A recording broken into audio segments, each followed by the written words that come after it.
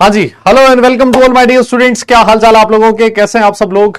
उम्मीद है आप सब बहुत बढ़िया होंगे। एक बार फिर से मैं आप सब लोगों का वेलकम करता हूं। Lakshya JEE 2026 batch d and f block elements हम लोग पढ़ रहे हैं और आज इसका लास्ट लेक्चर हम लोग करने वाले हैं। अ वेरी गुड इवनिंग, नमस्कार आप सब लोगों को। नमस्कार नमस्कार नमस्कार। क्या हाल चाल है आप लोगों के, कैसे हैं भाई सब लोग? फटाफट बताओ देखें। गुड इवनिंग, गुड इवनिंग, नमस्कार, गुड इवनिंग, कैसे हो सब? गुड इवनिंग जी, नमस्कार। तो छुट्टियां उट्टियां होली खत्म? हम्म। लंबी छुट्टियां थी आप लोगों की भाई, लंबी छुट्टी, समझ रहे हो तुम? हाँ जी, good evening, good evening, good evening. बताओ देखिए, अरे नया चैप्टर नहीं है भाई, आज इसको खत्म करना पड़ेगा ना। भी नया चैप्टर स्टार्ट करने से पहले पुराना चैप्टर खत्म होना चाहिए, है ना? तो इसको खत्म करेंगे पहले।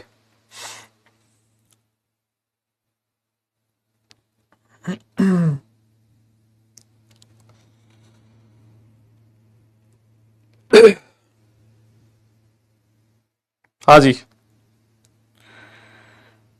बताओ बताओ।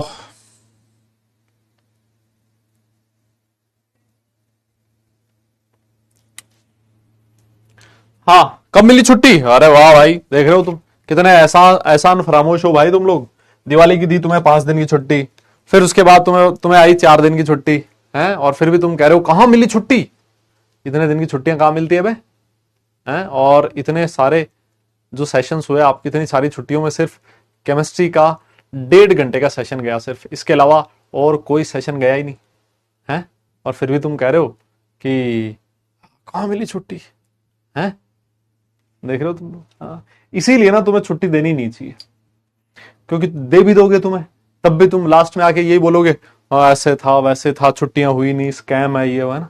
तुम्हें तो सेशन दे देने चाहिए थे, मुझे लग रहा है ना? 2-3 ये भी चिपका देना चाहिए था, इसके भी D and f block element खत्म कर देना चाहिए था, और एक आधा सेशन सॉल्ट एनालिसिस का चिपका देता, काम खत्म हो जाता, है ना?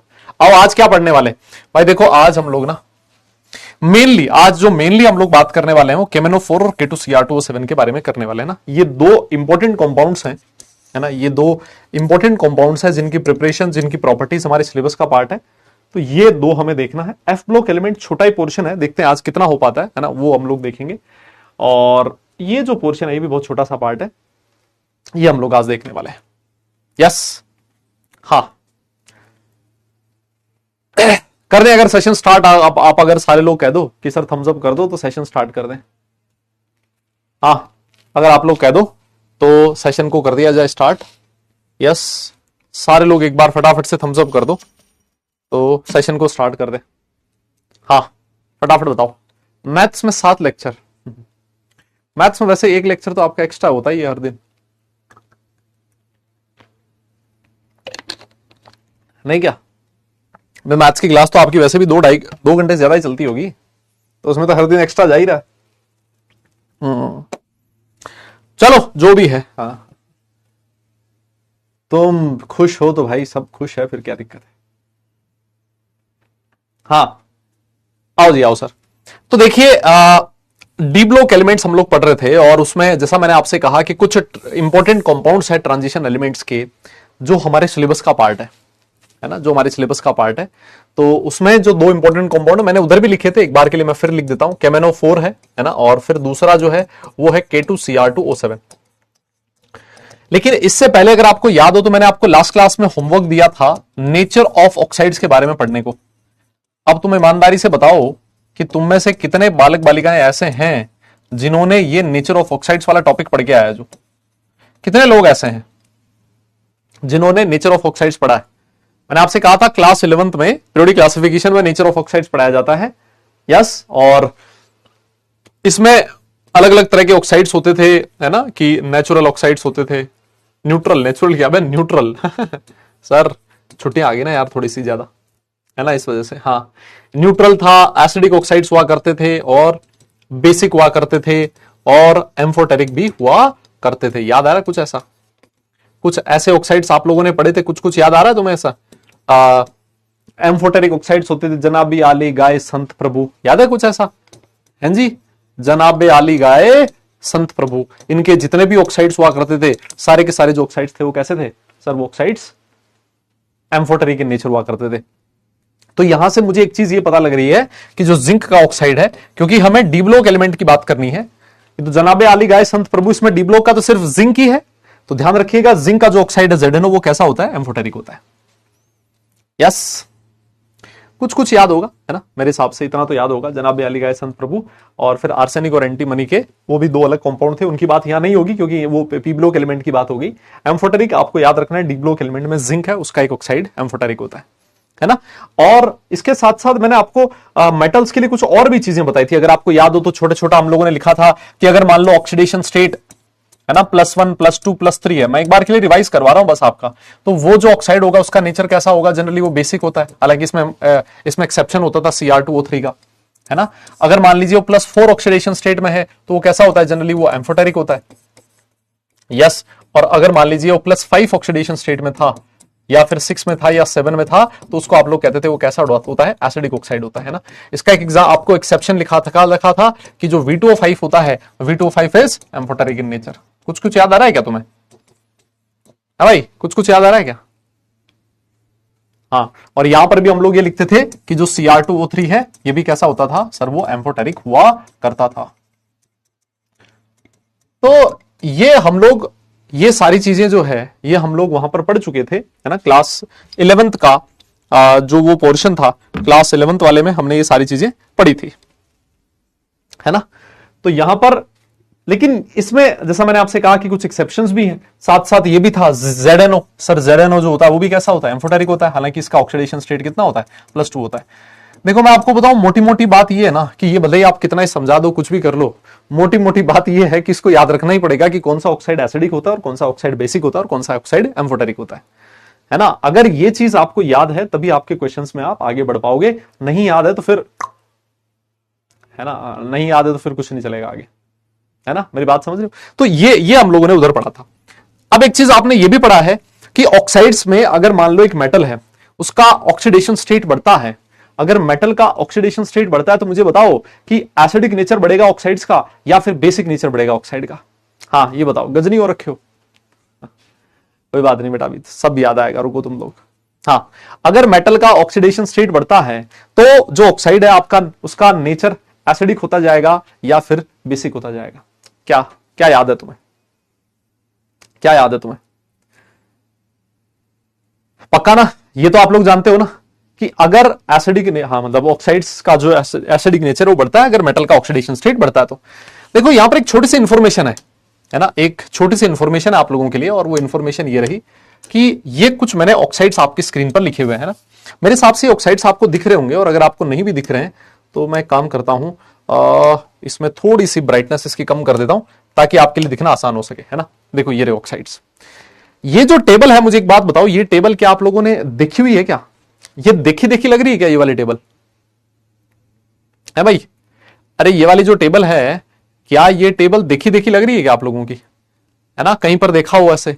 जब मैंने आपको ऑक्साइड्स और जब ऑक्सीडेशन स्टेट मैंने आपको पढ़ाया था तो मैंने आपसे कहा था कि हाईएस्ट ऑक्सीडेशन स्टेट को कौन सेटिस्फाई करेगा, जो लास्ट वाली क्लास थी उसमें ये वाली टेबल आई थी।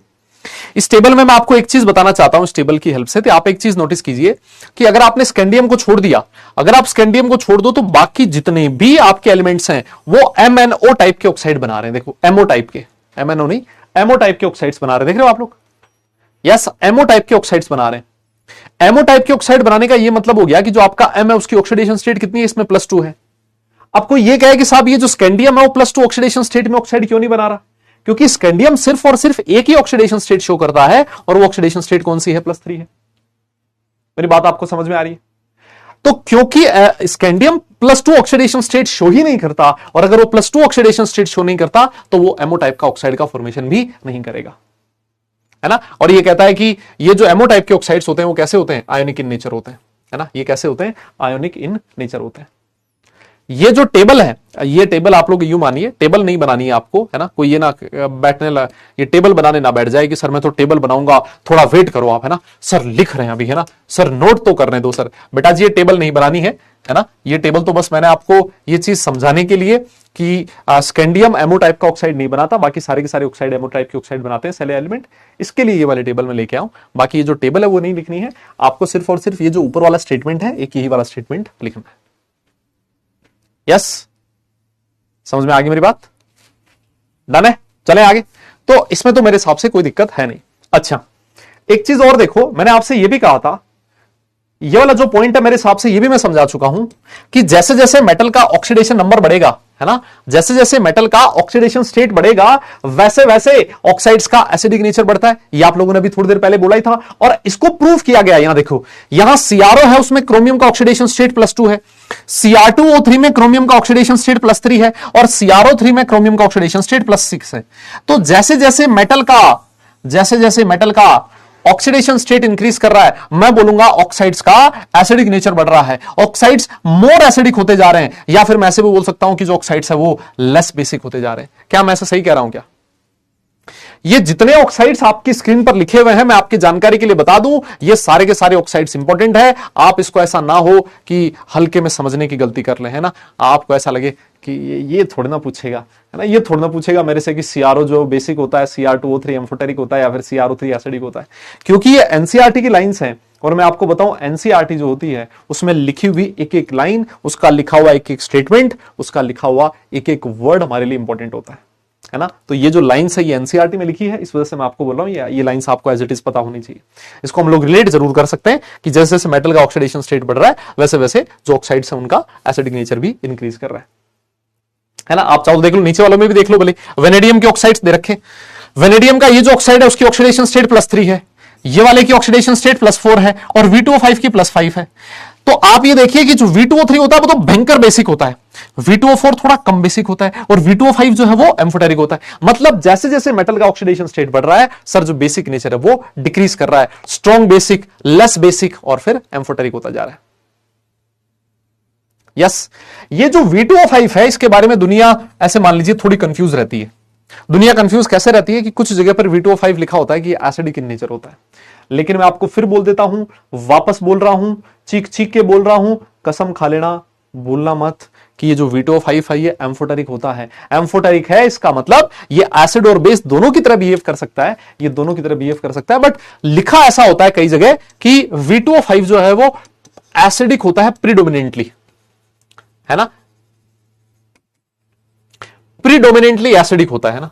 ये चलो नेक्स्ट स्लाइड पे लिखा हुआ ही है, ये क्या दिक्कत है ना। V2O5 जो है ये होता है एम्फोटेरिक है, बट ब्रैकेट में ऐसे लिखा हुआ मिलेगा, हाउएवर प्रीडोमिनेंटली एसिडिक, मतलब ये एसिड और बेस के साथ दोनों के साथ रिएक्ट कर सकता है, लेकिन जब ये बेस के साथ रिएक्ट करेगा तो इसको मजा ज्यादा आएगा। मतलब ये एसिडिक नेचर ज्यादा शो करता है, बेसिक नेचर कम शो करता है, करता दोनों है, इस वजह से ये होता है एम्फोटेरिक है। मेरी बात समझ में आई क्या? दादा बोलना पड़ेगा, है ना, तो इसको एक बार नोट कर लो, हो जाए तो डन लिखो, फिर हम लोग आगे चलेंगे, है ना, फिर हम लोग आगे चलेंगे। आज का जो अपना टारगेट है मैं आपको बताऊं, क्योंकि ये बहुत बेसिक चीजें और बहुत आसान आसान चीजें आज वाले सेशन में चलने वाली है, तो आज का जो अपना टारगेट है वो ये है कि हम लोग इस वाले चैप्टर को खत्म ही कर दें आज, और ताकि जो नेक्स्ट क्लास है, नेक्स्ट क्लास में हम लोग नया चैप्टर स्टार्ट कर सकें, सोल्ट एनालिसिस, और जो हमारे मेंस का आखिरी टॉपिक होगा, है ना। जैसे सोल्ट एनालिसिस खत्म होगा, हमारा जो मेंस का सिलेबस है वो खत्म हो चुका होगा, और आपके पास एक सफिशिएंट टाइम बचेगा जिसमें आप लोग बढ़िया ढंग से रिवाइज कर सकते हो, क्योंकि उसके बाद भी आपके पास दो महीने से ज्यादा का टाइम बचने वाला है ना। तो आज का अपना टॉपिक है कि इस वाले टॉपिक को खत्म कर दिया जाए, नेक्स्ट वाली क्लास में हम लोग नया चैप्टर स्टार्ट करें, ठीक है।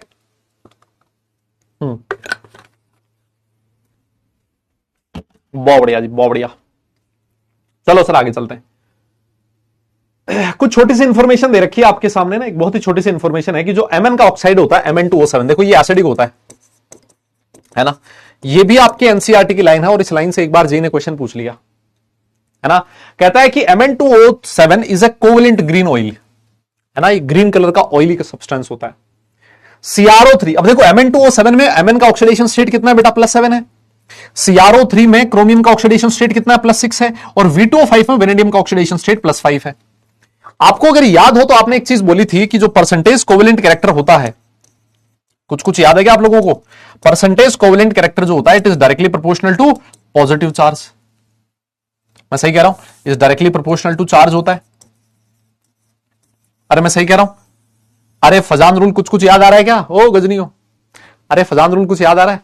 यहां पर देखिए Mn का ऑक्सीडेशन स्टेट +7 है, मतलब चार्ज बहुत ज्यादा है, इसका मतलब इसमें परसेंटेज कोवेलेंट कैरेक्टर काफी हाई होगा। और यहां पर भी आप लोग देखिए क्रोमियम +6 +5, ये भी अपने आप में अच्छा खासा चार्ज है, अच्छा खासा पॉजिटिव चार्ज है। इस वजह से ये जो आपके सामने कंपाउंड्स लिखे हुए हैं ये इनमें कोवेलेंट कैरेक्टर ज्यादा होता है, और क्योंकि कोवेलेंट कैरेक्टर ज्यादा है इस वजह से इनका जो मेल्टिंग पॉइंट होता है वो काफी कम होता है। आप लोगों ने शायद ये चीज पढ़ी हो कि जो आयनिक कंपाउंड्स होते हैं जनरली उनका मेल्टिंग पॉइंट हाई होता है और कोवेलेंट कंपाउंड्स का मेल्टिंग पॉइंट कम होता है। तो कभी अगर आपसे ये पूछ ले कि भाई साहब ये इनका कोवेलेंट, इसका जो मेल्टिंग पॉइंट है वो कम है, क्यों है ऐसा, तो आप लोग सीधा सा जवाब दे देना कि क्योंकि इनमें जो मेटल है उस पर चार्ज बहुत ज्यादा है, और क्योंकि चार्ज बहुत ज्यादा है इस वजह से उनमें परसेंटेज कोवेलेंट कैरेक्टर ज्यादा है, आयनिक कैरेक्टर काफी कम है। मेरी बात समझ में आ रही है क्या? है ना? तो ये वाला पॉइंट है, इसको आप लोग इस तरीके से समझोगे और डन लिख के मुझे बताओगे कि सर काम हो चुका है ना? काम तमाम हो चुका है। यस यस, हाँ जी डन लिख लो। कोवेलेंट ग्रीन ऑयल का मतलब है बेटा इसका जो कलर होता है वो ग्रीन कलर का होता है, अपीयरेंस इसकी ऑयल जैसी होती है, और ये खुद कोवेलेंट कंपाउंड होता है ना? ठीक है, और खुद ये कोवेलेंट कंपाउंड होता है, ऐसा लिखा हुआ है। हो गया डन? चलो जी, अब इसके बाद एक और स्टेटमेंट आपके सामने है। अभी मैं आपसे बोल रहा था ना कि जो Mn2O7 होता है वो एसिडिक होता है, बताया था ना मैंने आपको कि Mn2O7 is acidic in nature. CrO3 जो होता है वो भी एसिडिक होता है, बताया था, अभी थोड़ी देर पहले लिखा था। यहां पर क्रोमियम +6 ऑक्सीडेशन स्टेट में है। एक मिनट रुकिएगा बेटा।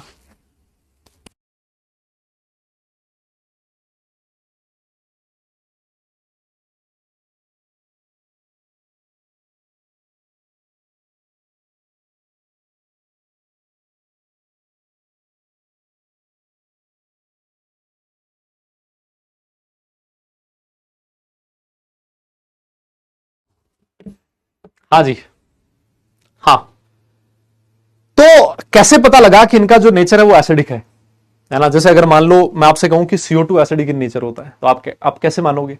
आप कहोगे सर एक काम करते हैं, है ना, CO2 को पानी में से पास करते हैं और देख लेते हैं पानी में ये क्या बनाता है, इसका जो एक्वा सॉल्यूशन है वो कौन सा कलर शो करता है। तो आपने जैसे ही CO2 को पानी में से पास किया उसने बनाया H2CO3, कार्बोनिक एसिड, और जो कार्बोनिक एसिड होता है सारी दुनिया जानती है उसका वो नेचर एसिडिक होता है, उसका pH <7 होता है। तो आपने कह दिया कि जो CO2 है सर वो एसिडिक इन नेचर है। वैसे ही अगर मैं Mn2O7 की बात करूं तो ये मुझे कौन से एसिड देगा, है ना? इसका जो एक्वा सॉल्यूशन है मुझे कौन सा एसिड देगा? HMnO4 देगा, है ना? HMnO4 जब ये पानी में टूटेगा तो H+ और MnO4- देगा, और क्योंकि इसने एक्वा सॉल्यूशन में H+ दिया है इसका मतलब मैं ये कह दूंगा कि जो Mn2O7 होता है सर वो एसिडिक इन नेचर होता है ना? और ये जो HMnO4 है इसका नाम क्या बेटा? परमैंगनिक एसिड बोला जाता है इसको, है ना? क्या बोला जाता है? परमैंगनिक एसिड बोला जाता है ना? ये जो MnO4- है शायद आप लोगों को इसका नाम पता होगा, इसको परमैंगनेट आयन बोला जाता है ना? ये नाम तो तुम्हें पता होगा ना? अबे भाई साहब MnO4 को पोटेशियम परमैंगनेट बोलते हैं ना, तो भाई ये जो MnO4- इसको क्या बोलते हैं? परमैंगनेट आयन बोला जाता है। यस ठीक है सर। अब वैसे अगर मैं CrO3 को पानी में से पास करूं, है ना, इसका एक्वा सॉल्यूशन दूं, इसका जो एक्वा सॉल्यूशन है वो क्या देता है? H2CrO4। इसके बारे में सब लोग जानते हैं सर, ये क्रोमिक एसिड होता है ना, ये क्रोमिक एसिड होता है H2CrO4, और ये सॉल्यूशन में क्या देगा मुझे? 2H++ CrO4 2- देगा। यस, और इसके साथ साथ अगर दो H2CrO4 आपस में मिलें और दो H2CrO4 को मैं जोड़ के उनमें से एक पानी का मॉलिक्यूल बाहर निकाल दूं तो क्या बन जाएगा? H2Cr2O7 बन जाएगा। ये बिल्कुल वैसा ही है, देखो H2SO4 होता था ना, याद है तुम्हें? H2SO4 की स्ट्रक्चर जैसी होती थी वैसी ही स्ट्रक्चर H2CrO4 की है। और अगर मान लीजिए दो H2CrO4 आपस में मिल जाएं और इसमें से आप एक वाटर का मॉलिक्यूल बाहर निकाल दो, ये वाटर का मॉलिक्यूल बाहर निकाल दिया तो ये क्या बन जाएगा सर? बाकी बनेगा H2Cr2O7, है ना, जिसको क्या नाम दिया जाता है? डाइक्रोमिक एसिड बोला जाता है। इसको क्या बोला जाता है बेटा? डाइक्रोमिक एसिड बोला जाता है। यस, हाँ, तो ये थोड़ी सी इंपॉर्टेंट चीज है, इसको ध्यान रखिएगा कि Mn2O7 से क्या बनेगा। एक और चीज, अच्छी चीज और देखो आप लोग, एक और बढ़िया चीज देखो। मुझे एक बात बताओ, ये जो Mn2O7 होता है ना, एक्सप्लोजिव होता है, आगे आगे चल के ये भी लिखा हुआ मिलेगा आपको। Mn जो होता है, Mn2O7 में Mn का ऑक्सीडेशन स्टेट कितना? +7 है। और क्या यहां पर जो Mn है, जो ऑक्सो एसिड बना है, क्या यहां पर भी इसका ऑक्सीडेशन स्टेट +7 है क्या? हाँ सर बिल्कुल है। देखो जब इसका आपने एक्वा सॉल्यूशन बनाया तो जो सेंट्रल मेटल का ऑक्सीडेशन स्टेट है वो चेंज नहीं हुआ, वो ऑक्सीडेशन स्टेट आज भी सेम है। यहां पर एक चीज और देखो, यहां पर जो CrO3 है इसमें क्रोमियम का ऑक्सीडेशन स्टेट कितना है? +6, और जो H2CrO4 है इसमें भी क्रोमियम का ऑक्सीडेशन स्टेट कितना है? +6 है। मतलब इस ऑक्साइड से इस ऑक्साइड से जो एसिड बनेगा, उन दोनों में जो एलिमेंट है उसका ऑक्सीडेशन स्टेट सेम रहेगा। इस ऑक्साइड से जो एसिड बनेगा, इन ऑक्साइड और एसिड में जो सेंट्रल मेटल है उसका जो ऑक्सीडेशन स्टेट है दोनों सेम रहेगा। मेरी बात समझ रहे हो आप लोग? यस है ना? तो ये थोड़ी सी छोटी सी चीज है, इसको आप लोग ध्यान में रख सकते हैं। देखो ये लिखा हुआ, मैं आपसे कह रहा था ना कि जो V2O5 है वो होता है एम्फोटेरिक है, लेकिन ये प्रीडोमिनेंटली एसिडिक होता है। दैट मींस प्रीडोमिनेंटली एसिडिक बोले तो ये एसिड के साथ बेस के साथ बहुत आसानी से रिएक्ट करेगा, है ना। इसका एसिडिक नेचर थोड़ा सा ज्यादा होता है बेसिक नेचर के कंपैरिजन में, है ना। और ये अल्कली और एसिड दोनों के साथ रिएक्ट कर सकता है ना, है ना। तो ये जो V2O5 है, सोचो V2O5 अगर अल्कली के साथ रिएक्ट करेगा, है ना, ये कह रहा है कि अगर ये अल्कली के साथ रिएक्ट करे तो ये क्या बनाता है सर? ये बनाता है VO4 3-, और अगर ये एसिड के साथ रिएक्ट करेगा तो ये क्या बनाएगा? VO4+ बनाएगा, है ना, V2O5। अब और V2O4 की अगर हम लोग बात करें, V2O4 होता तो बेसिक है लेकिन काफी कम बेसिक होता है ना। V2O3 ज्यादा बेसिक, V2O4 थोड़ा कम बेसिक, और V2O5 एम्फोटेरिक। तो जो V2O4 है ये होता ये भी बेसिक है। बेसिक इसका मतलब ये सिर्फ एसिड के साथ रिएक्ट करेगा, और एसिड के साथ रिएक्ट करके क्या बनाएगा? VO2+ सॉल्ट बनाएगा। अब आपको लग रहा होगा कि सर ये जो लाइंस है, ये कोई लाइन इतनी इंपॉर्टेंट थोड़ी ना है, इसमें तो मजा भी नहीं आ रहा कुछ, है ना सर, इसमें तो कुछ मजा भी नहीं आ रहा। मैंने कहा भाई मजा आए ना आए, ये एग्जाम में जरूर आता है ना। मजा तो बहुत सारी चीजों में नहीं आता, लेकिन बेटा जी एग्जाम में जरूर आता है ना। ये जो लाइंस लिखी हुई है, मैं फिर बोल देता हूं, एनसीईआरटी की लाइंस है, और एनसीईआरटी की लिखी हुई लाइन से क्वेश्चन एग्जाम में पूछा जा सकता है। समझ रहे हो? समझ रहे हो आप लोग? हाँ हाँ, चाय भिजवा देंगे बेटा, अभी थोड़ा रुको, है ना, चाय भिजवा देते हैं आपके लिए। यही तो काम बचा है मेरे पास, और बचा क्या है ना, ये चाय भिजवाने वाला काम ही तो बचा है। इसको नोट करो, हो जाए तो बताना मुझे। इस पे क्वेश्चन करवाऊंगा, है ना, इस पे क्वेश्चन करवाऊंगा। हाँ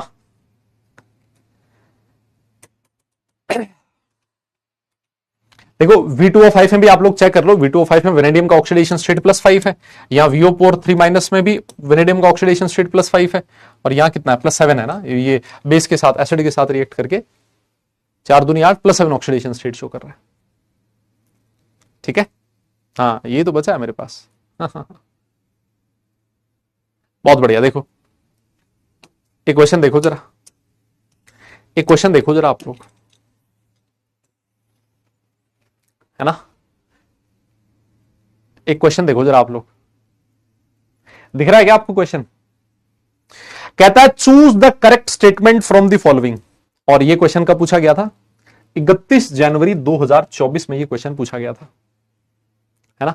31 जनवरी 2024 में क्वेश्चन पूछा गया था, और इसीलिए मैं कहता हूं कि इनऑर्गेनिक केमिस्ट्री जो है ना, इनऑर्गेनिक केमिस्ट्री में एनसीईआरटी का कितना बड़ा रोल है वो आपको इस वाले क्वेश्चन से पता लगेगा, है ना, वो आपको इस वाले क्वेश्चन से पता लगेगा।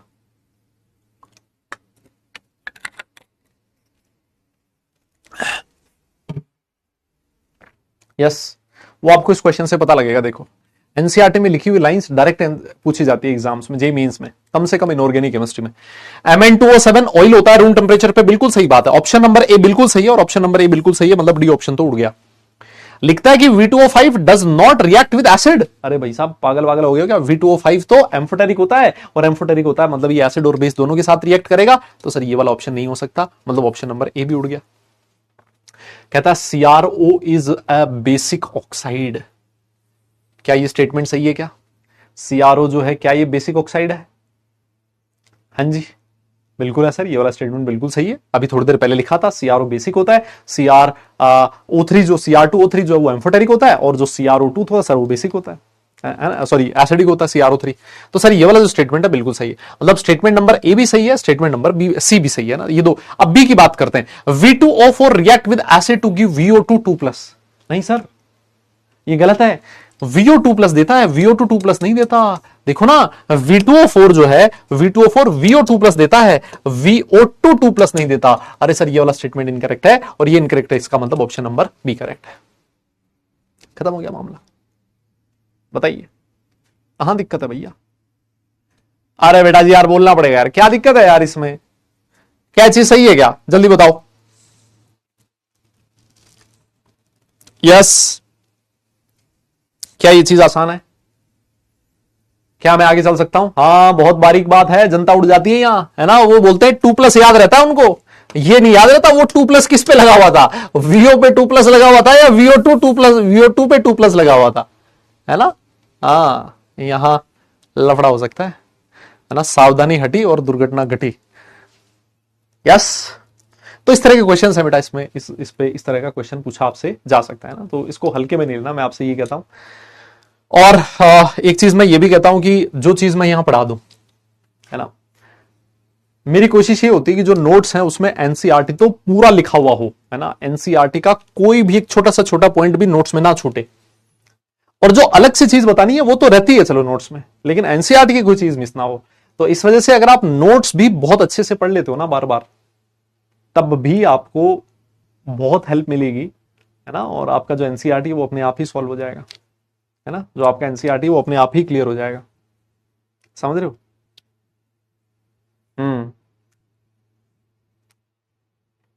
ठीक है, चलो सर फिर अब चलते हैं आगे, है ना।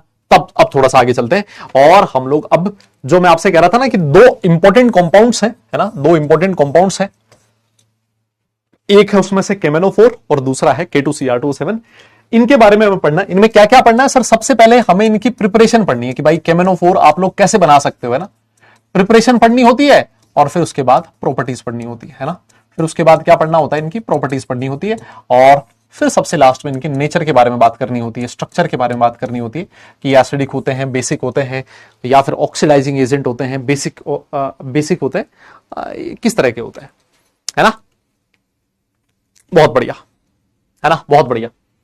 तो देखिए सबसे पहली चीज हम लोग बात कर लेते हैं केमेनोफोर। केमेनोफोर कैसे बनता है सर? केमेनोफोर को बनाया जाता है MnO2 से, है ना। केमेनO2 की प्रिपरेशन कैसे होती है? पोटेशियम परमैंगनेट इसका नाम है। इसकी प्रिपरेशन किससे की जाती है? MnO2 से। MnO2 एक ओर होता है ना। और आप लोग जानते हो ना, और वो वाला और नहीं, एंड वाला और नहीं, और ORE, है ना, एक और होता है, और जिसको हम लोग मेटलर्जी में पढ़ेंगे, है ना। लेकिन खुशी की बात यह है कि जो मेटलर्जी है वो हमारे जेईई मेंस के सिलेबस का पार्ट नहीं है ना। हाँ, जेईई मेंस का पार्ट नहीं है, लेकिन MnO2 एक और होता है ना। तो हम लोग क्या करते हैं, सबसे पहले जो आपका MnO2 होता है, उस MnO2 की रिएक्शन करवाते हैं किसी अल्कली मेटल हाइड्रोक्साइड के साथ। देखिए लिखिए ना, इसकी रिएक्शन किसके साथ करवाई जाती है? Alkali metal hydroxide. Sir alkali metal hydroxide कौन से हो गए? जो हमारे ग्रुप 1 के एलिमेंट्स होते हैं, जैसे लिथियम, सोडियम, पोटेशियम, है ना, इनको हम लोग ग्रुप 1 बोलते हैं। तो ग्रुप 1 का हाइड्रोक्साइड ले लिया, है ना। बेस लेना, एक्चुअली आपको क्या करना होता है? बेस लेना होता है। तो आपने KOH ले लिया, ये भी बेसिक इन नेचर होता है। अल्कली मेटल का जो कार्बोनेट होता है ये भी बेसिक इन नेचर होता है ना। तो आपने MnO2 लिया, MnO2 में Mn का ऑक्सीडेशन स्टेट कितना है बेटा? +4 है। उसकी रिएक्शन आपने किसी अल्कली मेटल हाइड्रोक्साइड या फिर कार्बोनेट के साथ करवाई, और साथ में मुझे यूज करना होता है क्या? एक ऑक्सीडाइजिंग एजेंट, है ना। साथ में मुझे क्या यूज करना होता है? एक ऑक्सीडाइजिंग एजेंट यूज करना होता है।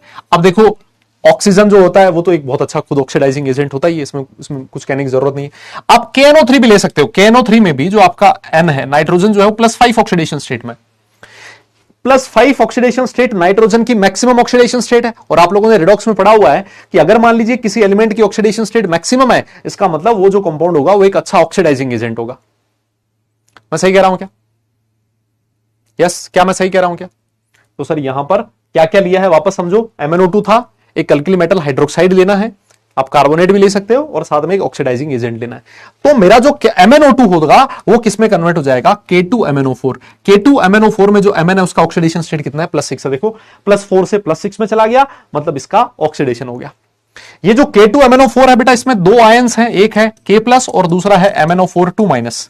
ये जो MnO4 2- आयन होता है इसको बोला जाता है मैग्नेट आयन, है ना बेटा। इसका क्या नाम है? मैग्नेट आयन बोला जाता है इसको, है ना। और ये जो है इसका कलर कैसा होता है? ग्रीन कलर का होता है। ये कलर बहुत इंपॉर्टेंट है ना। इनके जो कलर्स है बेटा वो काफी इंपॉर्टेंट है। कलर्स पे डायरेक्ट आपकी जेईई में क्वेश्चन पूछा जाता है।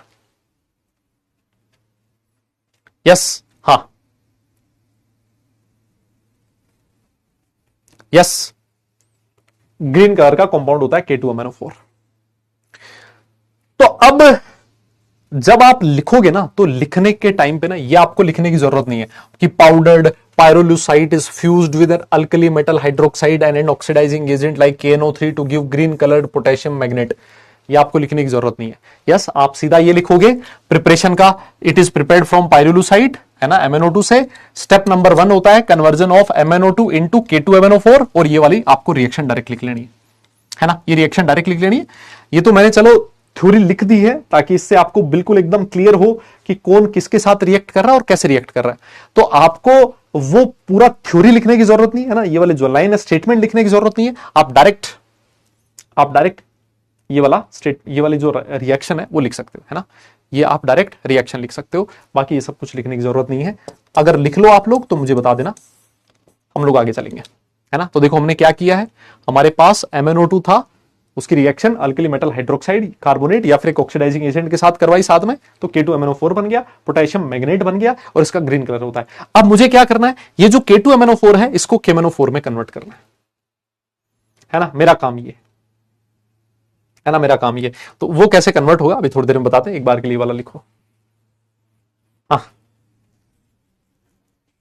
यस, हाँ जी, हाँ, ये जेई का पार्ट है बेटा, ये हाँ, ये वाला पार्ट जेई के सिलेबस में है, आप इसको छोड़ मत देना। अब ये इसका स्टेप नंबर 1 था और अब इसका स्टेप नंबर 2 है ना, अब इसका स्टेप नंबर 2 है, इसकी हम लोग बात करने वाले हैं। ये रहा आपका स्टेप नंबर 2। यस, ये रहा स्टेप नंबर 2। स्टेप नंबर 2 क्या कहता है, स्टेप नंबर 2 कहता है कि पोटेशियम मैग्नेट को KMnO4 में मुझे कन्वर्ट करना है। कैसे कन्वर्ट कर सकता हूं मैं, देखो ये रहा मेरा पोटेशियम मैग्नेट, ये ना, ये मेरा मैग्नेट आयन है, और ये कहता है कि आप क्या करो, इसको एसिडिक या फिर न्यूट्रल, देखो आप इसको एसिडिक मीडियम प्रोवाइड कर सकते हो, या फिर आप लोग चाहो तो न्यूट्रल मीडियम भी MnO4 को दे सकते हो। यहां MnO4 में Mn का ऑक्सीडेशन स्टेट है +6, ये किस में कन्वर्ट हो जाता है, MnO4- प्लस MnO2 में।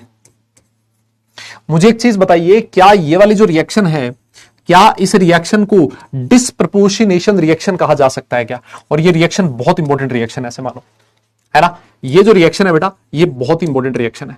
क्या इस रिएक्शन को डिस्प्रपोर्शनेशन रिएक्शन कहा जा सकता है क्या?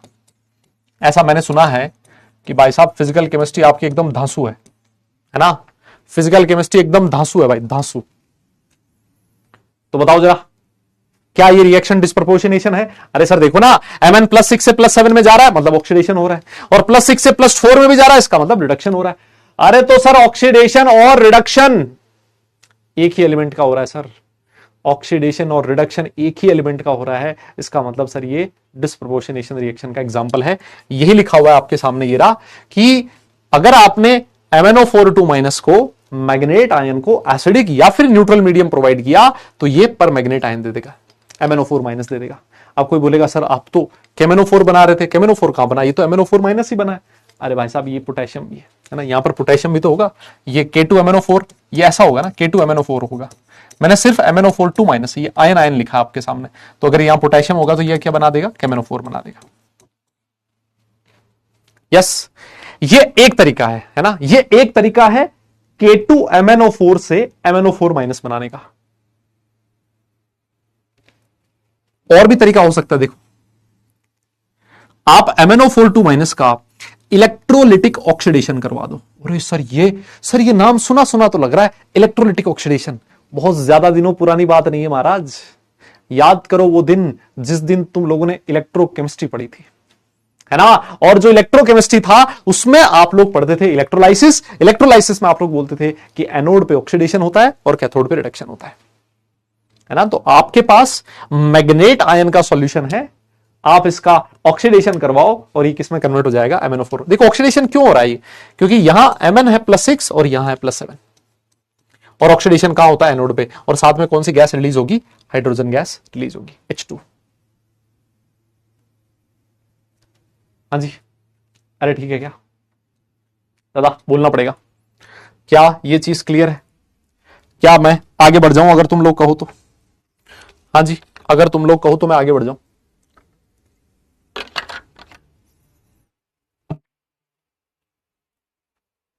अच्छा, हाँ, एक चीज ना, एक स्टेटमेंट और लिखा होता है ना, एक स्टेटमेंट और लिखा है कि ये वाला जो केमेनोफोर है, इस रिएक्शन से जो केमेनोफोर मिला है ना, ऐसा लिखा होता है कि दिस केमेनोफोर can not be used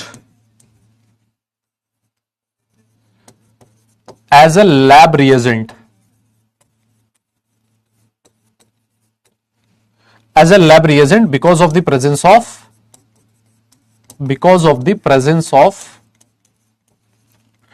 traces of MnO2। क्या ये वाला स्टेटमेंट आपको समझ में आया क्या? क्या ये वाला स्टेटमेंट आपको समझ में आया क्या? ये वाला स्टेटमेंट आपको समझ में आया क्या? कहता है कि इस रिएक्शन से जो आप केमेनोफोर बनाओगे ना, उसको आप लैब रिएजेंट की फॉर्म में यूज नहीं कर सकते। सर लैब रिएजेंट की फॉर्म में यूज नहीं कर सकते, क्या मतलब है इसका?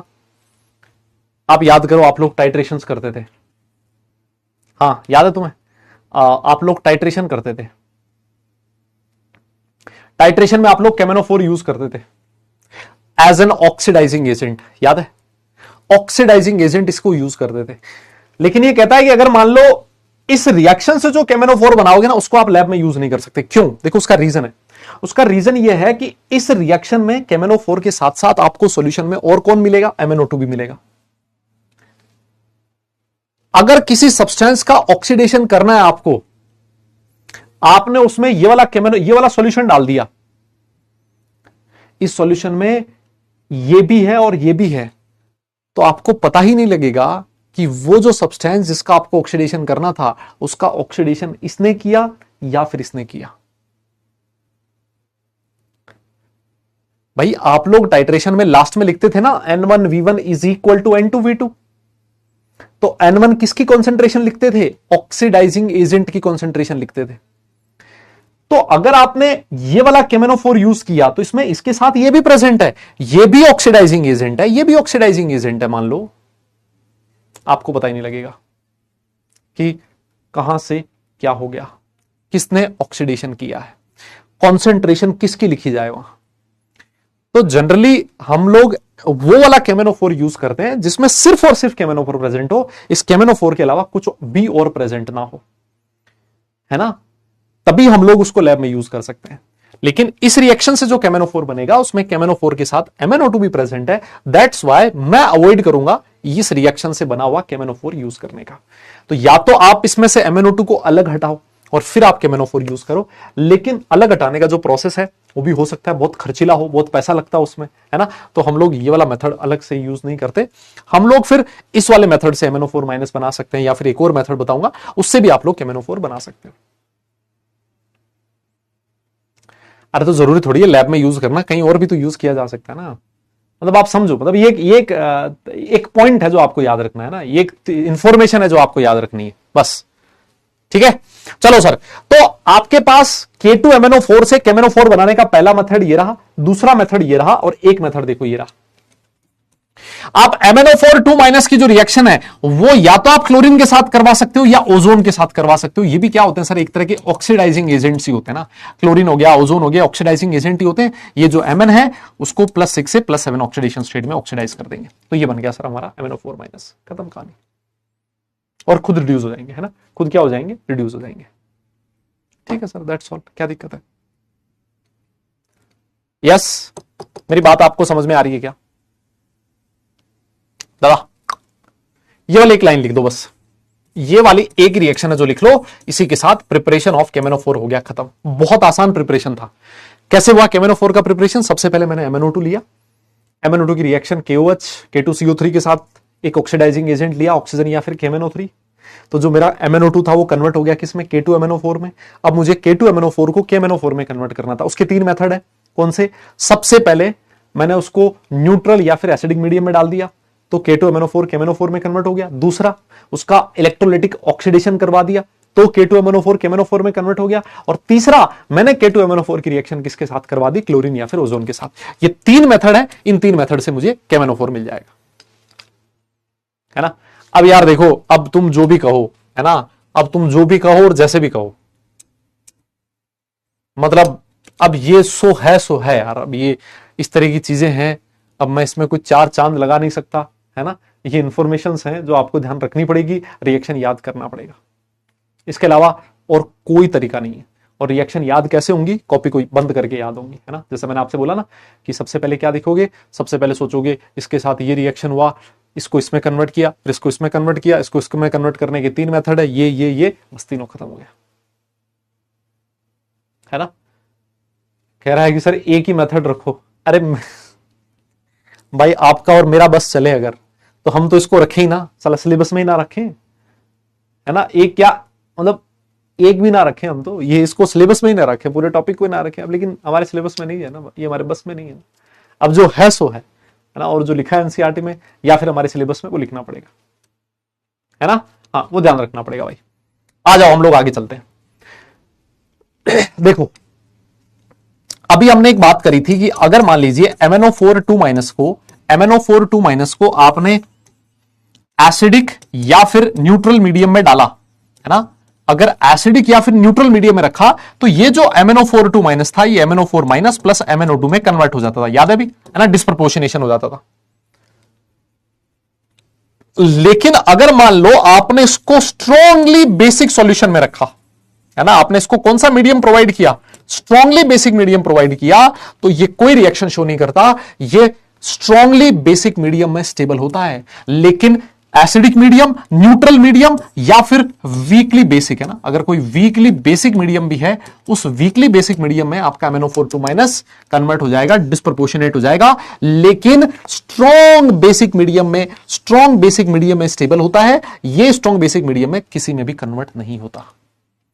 इसी वजह से यहां पर अगर आपको याद हो तो हमने एसिडिक या फिर न्यूट्रल सॉल्यूशन प्रोवाइड किया था, है ना, ताकि अगर आपने यहां स्ट्रॉन्ग बेसिक सॉल्यूशन दे दिया तो ये रिएक्शन इशू नहीं करेगा, है ना। इसी वजह से हमने वीकली एसिडिक, आप वीकली बेसिक सॉल्यूशन दे सकते हो, एसिडिक मीडियम में रख सकते हो या फिर न्यूट्रल मीडियम में रख सकते हो, आपका MnO4 2- MnO4- में कन्वर्ट हो जाएगा। लेकिन ये स्टेबल होता है ना, ये स्टेबल होता है किसमें, स्ट्रॉन्गली बेसिक मीडियम।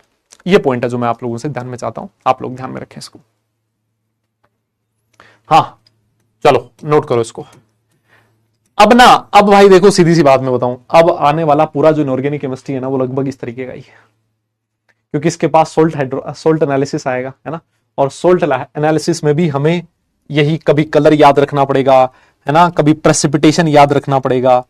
यस, अब ये चीजें ध्यान रखनी पड़ेगी, उसका कोई इलाज नहीं होगा हमारे पास, है ना।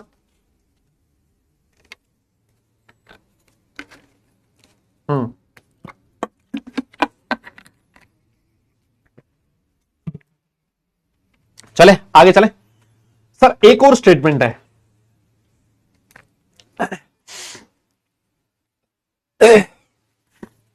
आपके पास अगर Mn2+ है, Mn2+, तो Mn2+ को मैं ऑक्सीडाइज करवा सकता हूं MnO4- में। एक और तरीका है MnO4- बनाने का।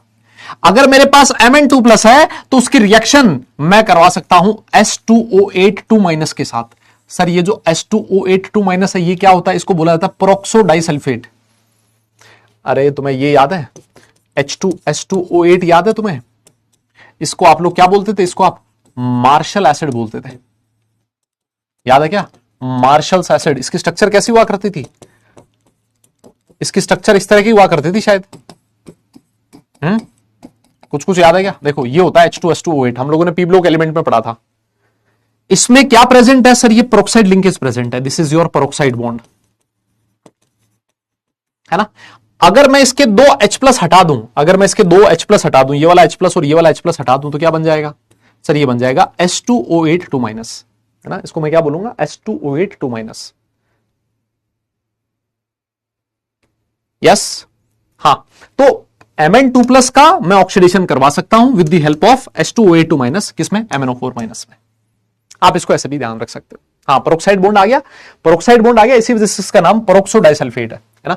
H2H2O8 को पेरोक्सो डाइसल्फ्यूरिक एसिड भी बोला जाता है ना। इसको क्या बोला जाता था सर, इसका एक और नाम पेरोक्सो डाइसल्फ्यूरिक एसिड भी है ना, पेरोक्सो डाइसल्फ्यूरिक एसिड भी कहते थे इसको, और या फिर आप इसको मार्शल एसिड भी कहते थे। और अगर मैंने इसका H+ हटा दिया तो पेरोक्सो डाइसल्फेट बन गया था। यस, हाँ, इसको नोट कीजिए, है ना, ये वाला जो लाइन है, ये वाली जो रिएक्शन है, इसको नोट कीजिए। तो सर ये KMnO4 की प्रिपरेशन हो चुकी है, खत्म, है ना। अब हमें इसकी प्रॉपर्टीज के बारे में पढ़ना है ना। अब हमें इसकी प्रॉपर्टीज के बारे में पढ़ना है। अब हमें इसकी प्रॉपर्टीज के बारे में पढ़ना है।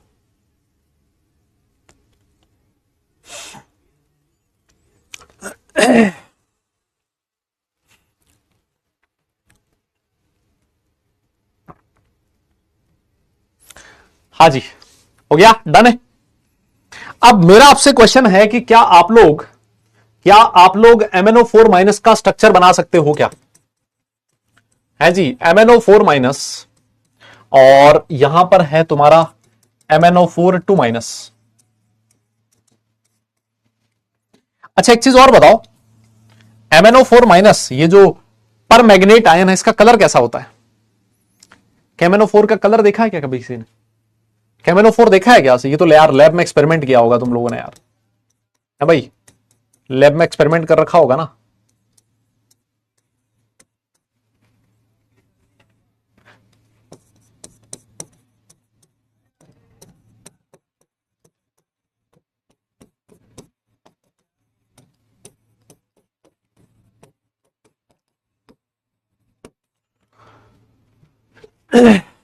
हाँ जी, पर्पल कलर का होता है, बिल्कुल सही कह रहे हो आप लोग। MnO4 माइनस जो है उसका कलर कैसा होता है? पर्पल होता है ना। और MnO4 माइनस का भी मैं थोड़ी देर पहले बता दिया, ग्रीन कलर होता है। ये आपके सामने MnO4 माइनस की स्ट्रक्चर बनी हुई है ना। MnO4 माइनस की स्ट्रक्चर बनी हुई है और इसमें ये जो बॉन्ड लेंथ है Mn और ऑक्सीजन के बीच वाली ये x है और ये वाली जो बॉन्ड लेंथ है ये y है। आपको बताना है इसमें से कौन सा ऑप्शन करेक्ट है, कौन सी बॉन्ड लेंथ ज्यादा है, कौन सी बॉन्ड लेंथ कम है। हाँ बताओ, देखिए कौन सा ऑप्शन करेक्ट है इसमें। यहां माइनस चार्ज है और वैसे ही जो आपका MnO4 माइनस होगा, यहां एक माइनस है तो यहां दो माइनस हो जाएगा। सर क्या दिक्कत है? ये लो साहब, दो डबल बॉन्ड और दो माइनस, क्या दिक्कत है? ये रहा सर हमारा MnO4 माइनस। हाँ, कौन सा ऑप्शन करेक्ट है? यस, वेरी गुड बेटा, बहुत ही बढ़िया, है ना। तो सबसे पहली चीज आपको क्या ध्यान रखनी है? सबसे पहली चीज यह ध्यान रखनी है, all bond lengths are same, है ना। All bond lengths are same because of resonance, है ना। सबसे पहली चीज आपको यह ध्यान में रखनी है। अरे यार एक बात बताओ ना, ये नेगेटिव चार्ज पाई बॉन्ड के साथ रेजोनेंस में नहीं है क्या? अरे सर ये जो इलेक्ट्रॉन्स है ये तो डीलोकलाइज्ड है सर, ये नेगेटिव चार्ज यहां पर है, कभी यहां होगा, कभी यहां होगा, कभी यहां होगा। सर इसमें पार्शियल डबल बॉन्ड कैरेक्टर है सर, रेजोनेंस की वजह से ये सारी बॉन्ड लेंथ सिमिलर है, इसमें भी और इसमें भी, है ना। दोनों में ध्यान रखना है, ऑल बॉन्ड लेंथ्स आर, है ना, are same because of resonance. अच्छा यहां देखिए जो Mn है उसका ऑक्सीडेशन स्टेट कितना है? +7 है ना। यहां जो Mn है उसका ऑक्सीडेशन स्टेट कितना है? +7 है। अब सर Mn का हमने इलेक्ट्रॉनिक कॉन्फ़िगरेशन दे रखा है, Mn होता है Ar4s2 3d5। तो ये जो Mn है +7 ऑक्सीडेशन स्टेट में क्या बन गया? Ar बन गया। सर इसका D0 कॉन्फ़िगरेशन है। यस सर ये D0 कॉन्फ़िगरेशन है और D0 कॉन्फ़िगरेशन जनरली कैसा होता है? सर जनरली ये D0 कॉन्फ़िगरेशन होता है कलरलेस, है ना। ये कैसा होता है सर? कलरलेस होता है। लेकिन क्योंकि इसमें DD ट्रांजिशन पॉसिबल नहीं है और DD ट्रांजिशन पॉसिबल नहीं है इसका मतलब सर ये कलरलेस होना चाहिए था, लेकिन फिर भी ये कलर होता है पर्पल कलर का। क्यों होता है ये? इसके कलर का रीजन क्या है? हाँ जी बताइए। कलर्ड ड्यू टू, ये कलर क्यों होता है? ये कलर्ड कैसे होता है? यस जल्दी बताइए, इसके कलर का क्या रीजन है? कौन बताएगा इसके कलर का क्या रीजन है?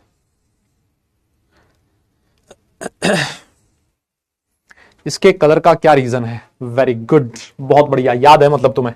LMCT, ligand to metal charge transfer. याद करो, कौन सा चैप्टर? अरे कहां पढ़ाया था सब कुछ? याद आ रहा ना कुछ कुछ?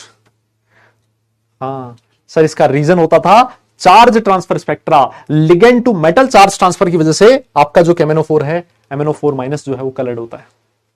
और क्योंकि इसके पास कोई भी अनपेड इलेक्ट्रॉन नहीं है, that's why this is diamagnetic. यहां पर इसका जो कॉन्फ़िगरेशन है बेटा Mn+6 कॉन्फ़िगरेशन है। यहां Mn कितना है? +6 है।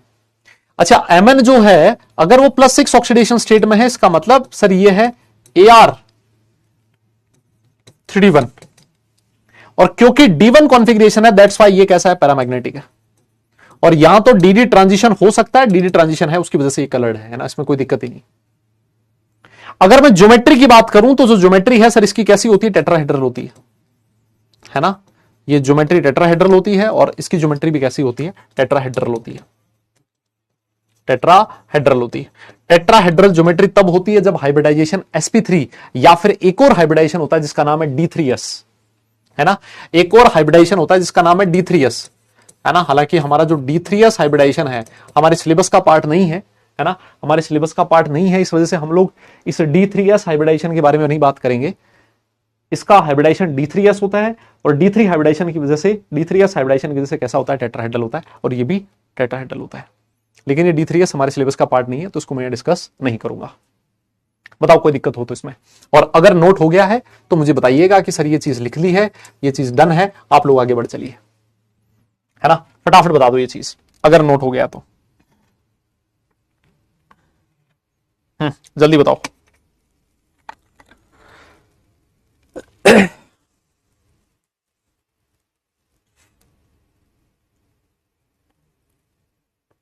फटाफट फटाफट, डन है। ये बनाओ अगली स्लाइड पे, है ना। सेम है, इसको लिखने की जरूरत नहीं है, इसमें कुछ भी अलग से नहीं लिखा होगा शायद, है ना। हाँ, इसको मैग्नेट आयन बोलते हैं, परमैग्नेट आयन बोलते हैं, ये सब कुछ लिखा हुआ बेटा ना। ये मैं आपको सब कुछ पिछली स्लाइड में लिखा चुका हूं, है ना, तो आपको वापस से ये चीज लिखने की जरूरत नहीं है। अब मैं आपको डायरेक्ट ले चलता हूं इसकी प्रॉपर्टीज पे। प्रॉपर्टीज में ये मुझे बताने की जरूरत नहीं है ना कि ये पर्पल नीडल जैसे क्रिस्टल्स होते हैं इसके, और मेटालिक लस्टर होती है, ठीक है, और इसका मेल्टिंग पॉइंट इतना होता है, याद रहे तो ठीक है, ना भी याद रहे तो इतना कोई बहुत इंपॉर्टेंट नहीं है ना, है ना। याद रहे तो ठीक है, ना भी याद रहे तो कोई दिक्कत नहीं है। और पानी में अगर ये सॉल्युबल होगा तो पर्पल कलर का सॉल्यूशन देता है। ये तो आपने लैब में भी देख रखा है, पानी में डालते हैं तो पर्पल। इसका जो हीटिंग है, ये वाली रिएक्शन इंपॉर्टेंट है। यस, हीटिंग रिएक्शन इंपॉर्टेंट है बेटा। हीटिंग जो है इसकी इंपॉर्टेंट है। KMnO4 को अगर मैं हीट कर दूं तो K2MnO4 बनता है ना, मतलब Mn+6 ऑक्सीडेशन स्टेट में, यहां +4, और साथ में ऑक्सीजन गैस रिलीज होती है। ये जो रिएक्शन है ये methods of preparation of oxygen में भी है ना। ये methods of preparation of oxygen में भी है, methods of preparation of oxygen में भी है ना। और methods of preparation of O2 हमारे जेईई एडवांस का पार्ट है, लेकिन KMnO4 जो हमारे जेईई मेंस के सिलेबस में है, तो KMnO4 को हीट करने से मुझे K2MnO4 और MnO2 मिलेगा।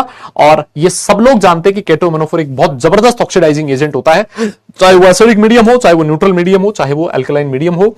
और इसकी जो एसिडिक स्ट्रेंथ है, वो एसिडिक स्ट्रेंथ आप लोग हर जगह देखते हो। इसका जो ऑक्सीडाइजिंग नेचर है वो हर जगह देखते हो। आप लोगों ने इलेक्ट्रोकेमिस्ट्री पढ़ा, वहां पर भी पढ़ा होगा इसके बारे में। आप लोगों ने रेडॉक्स रिएक्शंस पढ़ा, वहां पर भी इसके बारे में पढ़ा। और जब हम लोग वो पढ़ते थे टाइट्रेशंस वगैरह, वहां पर भी KMnO4 की ऑक्सीडाइजिंग नेचर बहुत बार देखी हमने, है ना। याद है तुम्हें? हाँ, चलो इसको लिख लो। अब मैं इसकी ऑक्सीडाइजिंग नेचर के बारे में थोड़ी सी बात करूंगा, है ना। ये एक बहुत जबरदस्त ऑक्सीडाइजिंग एजेंट होता है। देखो ऑक्सीडाइजिंग एजेंट क्यों होता है? अच्छा, ऑक्सीडाइजिंग एजेंट है, इसका मतलब इसका खुद का क्या होगा, रिडक्शन होगा, है ना। इसका खुद का क्या होगा, रिडक्शन होगा। भाई KMnO4 में Mn+7 ऑक्सीडेशन स्टेट में है, और +7 जो होती है Mn की मैक्सिमम ऑक्सीडेशन स्टेट होती है। अगर इसकी ऑक्सीडेशन स्टेट मैक्सिमम है, मतलब इसका खुद का ऑक्सीडेशन नहीं हो सकता, और अगर ऑक्सीडेशन नहीं हो पाएगा तो ये रिड्यूसिंग एजेंट की तरह बिहेव नहीं कर सकता। इसका सिर्फ रिडक्शन हो सकता है, और रिडक्शन हो सकता है तो ये किसकी तरह बिहेव करेगा, ऑक्सीडाइजिंग एजेंट की तरह बिहेव करेगा, है ना। ये किसकी तरह बिहेव करेगा, ऑक्सीडाइजिंग एजेंट की तरह बिहेव करेगा। यस, बहुत बढ़िया सर, बहुत बढ़िया सर, बहुत बढ़िया।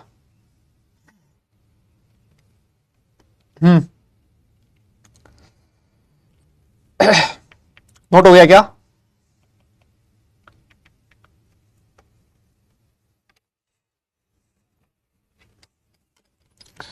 हाँ जी, आगे चलें अगर आप लोग कहो तो।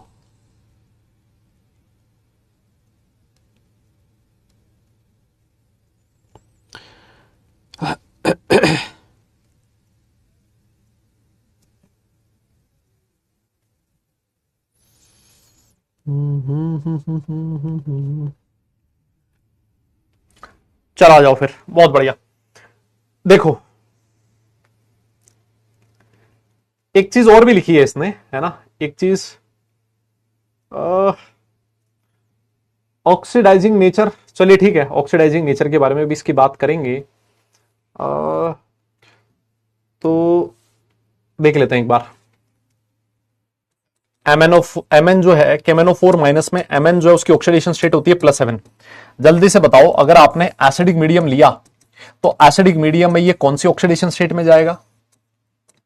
अगर आपने न्यूट्रल मीडियम लिया या फिर वीकली एसिडिक मीडियम लिया तब ये कौन सी ऑक्सीडेशन, वीकली बेसिक, सॉरी, है ना, वीकली अल्कलाइन या वीकली बेसिक मीडियम लिया तब ये कौन सी ऑक्सीडेशन स्टेट में जाएगा?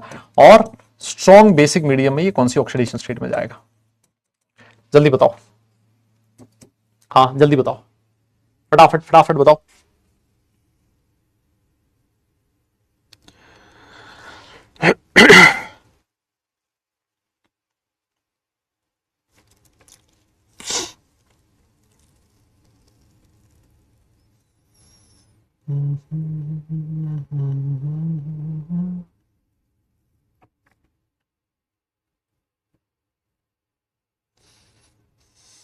हो गया पक्का ना?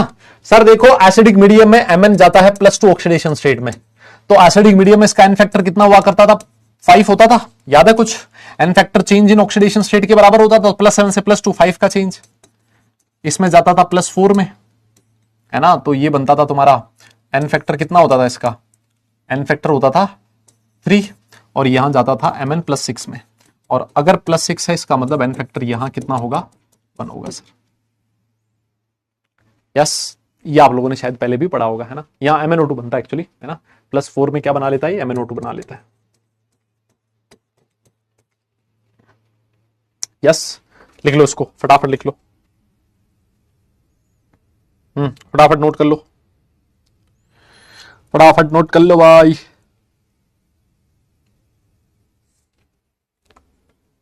यस, चल ले आगे, चल ले। देखो ये रिएक्शन आप लोगों ने पढ़ी होगी, कुछ कुछ देखा लग रहा है, देखा देखा लग रहा है एसिडिक मीडियम में कि Mn +7 है और यहां किस में जा रहा है? Mn +2 में। 5 इलेक्ट्रॉन गेन करेगा, एन फैक्टर 5 हो गया। ये रिएक्शन बैलेंस कर रखी है एक्चुअली, है ना, ये बैलेंस कर रखी है, तो यहां 8H+ आएगा। बैलेंसिंग ऑफ रेडॉक्स रिएक्शन में ये वाली रिएक्शन आप लोगों ने पढ़ी होगी। और जब ये ऑक्सीडेशन की बारी आएगी, है ना, जब ऑक्सीडेशन की बारी आएगी तो जो KMnO4 है ये Fe2+ को Fe3+ में ऑक्सीडाइज कर देगा। ऑक्सीलेट, ऑक्सीलेट क्या होता है बेटा? अरे ऑक्सीलेट जानते हो क्या आप लोग? ऑक्सीलेट होता है सर C2O4 C2O4 में जो कार्बन है उसकी ऑक्सीडेशन स्टेट कितनी है? +3, तो इसको ऑक्सीडाइज कर देगा CO2 में। CO2 में कार्बन की ऑक्सीडेशन स्टेट +4 है। I- को ऑक्सीडाइज कर देगा I2 में। SO3 इसमें सल्फर की ऑक्सीडेशन स्टेट +4 है, इसको ऑक्सीडाइज कर देगा SO4 में। यस, इसको हटाओ। NO2- है, NO2- में नाइट्रोजन जो है उसकी ऑक्सीडेशन स्टेट कितनी है? +3, इसको ऑक्सीडाइज कर देगा +5 में। और भी इसकी ऑक्सीडेशन स्टेट आप लोग लिख सकते हो, जैसे मान लीजिए Pb2+ है ना, Pb2+ है, इसको ये ऑक्सीडाइज कर देगा Pb+4 में, है ना। और जैसे मान लो SN2+ है, इसको ऑक्सीडाइज कर देगा SN+4 में। इसकी खूब सारी ऑक्सीडेशन की रिएक्शन आप लोग लिख सकते हो, है ना, खूब सारी ऑक्सीडेशन की रिएक्शन आप लोग लिख सकते हो। कह रहा है इनऑर्गेनिक केमिस्ट्री रंग दिखा रही है, बताओ। हाँ रंग दिखा रही है बेटा, बिल्कुल दिखा रही है तो रंग दिखा रही है। हाँ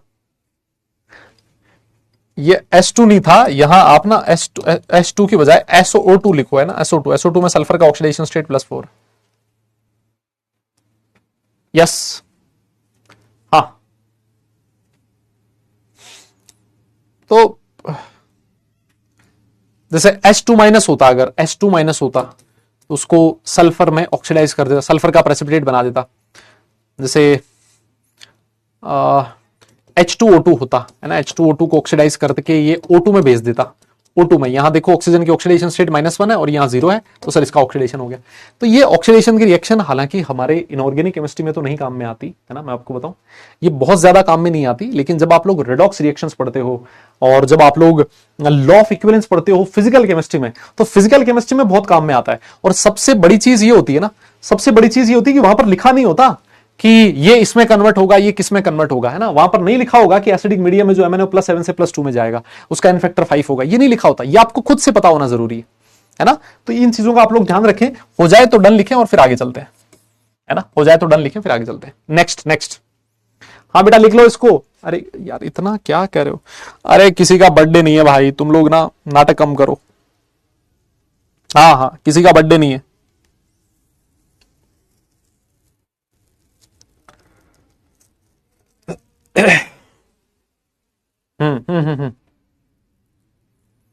हो गया, डन है पक्का। चले आगे चले।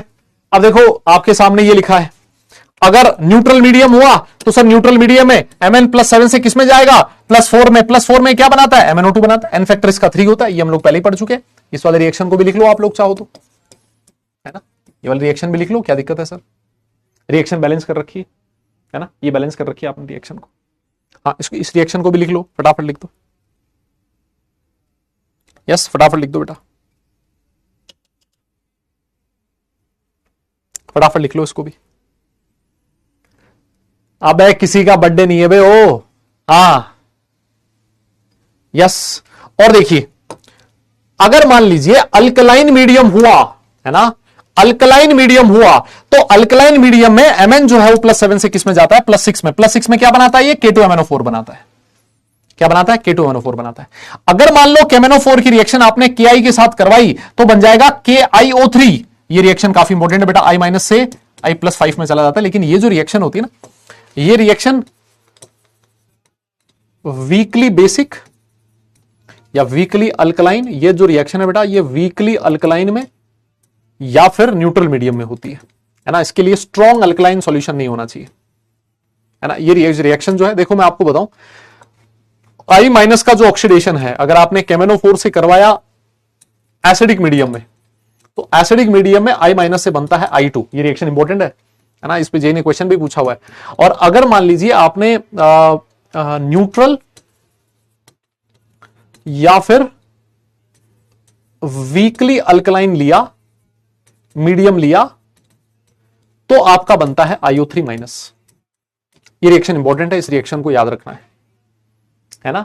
तो जरूरी नहीं है कि I माइनस ये KMnO4 सबको एक ही तरीके से ऑक्सीडाइज करेगा, है ना। ये डिपेंड करेगा कि मीडियम कौन सा है। I minus acidic medium I2 बनाता है, लेकिन न्यूट्रल या फिर वीकली बेसिक मीडियम में IO3 माइनस बनाता है ना। ये रेडॉक्स रिएक्शन में आप लोगों ने पढ़ा होगा, बिल्कुल था, ये रेडॉक्स रिएक्शन में था, बिल्कुल आपने पढ़ा होगा। इसको डन लिखिए, फिर आगे चलते हैं, है ना। इस पे डन लिखिए, फिर आगे चलते हैं। यस, इस पे डन लिखिए, फिर आगे चलते हैं।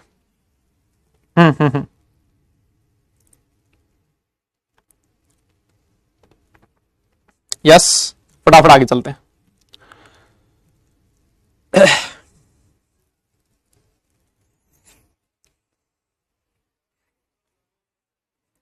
डन है। Yes yes yes. हाँ, ये नेसेंट ऑक्सीजन जो होती है वो ऑक्सीडेशन करने में काम में आती है ना। नेसेंट ऑक्सीजन जो है वो ऑक्सीडाइजिंग एजेंट की तरह बिहेव करता है। अब देखो इसमें एक आधी चीज और है ना, एक आधी रिएक्शन और है कि ये जो KMnO4 होता है ना, इसको सनलाइट में नहीं रखा जाता, है ना। इसको डार्क कलर की बोटल्स में रखा जाता है। क्यों होता है ऐसा? क्योंकि सनलाइट की प्रेजेंस में इसका डिसोसिएशन हो जाता है K2MnO4 और MnO2 में। देखो ये तो रिएक्शन है, ये वाली, ये रिएक्शन यही वाली तो है। KMnO4 जो है वो K2MnO4 और MnO2 में डिसोसिएट हो जाता है। कब? जब आपने इसको किस में रख दिया? सनलाइट में रख दिया, है ना। तो अगर आपको KMnO4 चाहिए तो सनलाइट में मत रखो, इसको डार्क कलर की बोटल्स में रखो, ताकि अंदर तक सनलाइट ना पहुंच पाए। सनलाइट की प्रेजेंस में K2MnO4 डिसोसिएट हो जाता है ना। वो बिल्कुल वैसे ही रिएक्शन वही होगी जो हीटिंग वाली थी। अगर इसकी रिएक्शन आपने कॉन्सेंट्रेटेड H2SO4 के साथ करवाई, KMnO4 कॉन्सेंट्रेटेड H2SO4 के साथ रिएक्ट करके Mn2O7 बनाता है। और जो Mn2O7 होता है वो एक्सप्लोजिव होता है। Mn2O7 जो है उसकी स्ट्रक्चर मेरे हिसाब से आप लोग बना सकते हो। This is your Mn2O7, this is your Mn2O7, ये मेरा Mn2O7 है। और इस Mn2O7 में Mn की ऑक्सीडेशन स्टेट +7 है, और यहां KMnO4 में भी Mn की ऑक्सीडेशन स्टेट +7 है। इसका मतलब ये जो रिएक्शन है सर, ये एक रेडॉक्स रिएक्शन नहीं है, not a redox reaction. Yes sir, ये क्या नहीं है? एक रेडॉक्स रिएक्शन नहीं है, नॉट ए रेडॉक्स रिएक्शन। ठीक है क्या? हाँ जी हाँ जी हाँ जी हाँ जी। अब इसको रिकॉर्डेड दे दें, है ना। तुम्हें लग रहा होगा कि सर इसको रिकॉर्डेड दे दे तो अच्छा होता। अरे बेटा, इसको रिकॉर्डेड दे देता, लेकिन फिर उसके बाद एक और चैप्टर आता सोल्ट एनालिसिस, उसमें भी सब कुछ ऐसा ही है ना। तो वो तो इतना बड़ा रिकॉर्डेड दे नहीं सकते ना। तो मतलब कह रहा है मजा नहीं आ रहा है। क्या करें बेटा, मजा मजा कैसे दिलवाएं आप लोगों को बताओ। हम्म मजा कैसे दिलवाएं बेटा।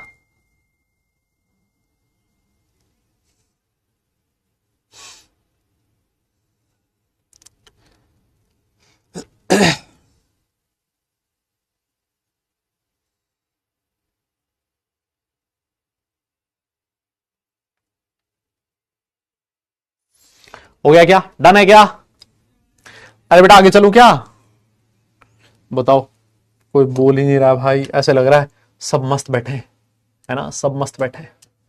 एक चीज और देखो, ये भी बहुत अच्छी, ये ना ये आपके उसमें पूछी जा सकती है बोर्ड एग्जाम में, है ना।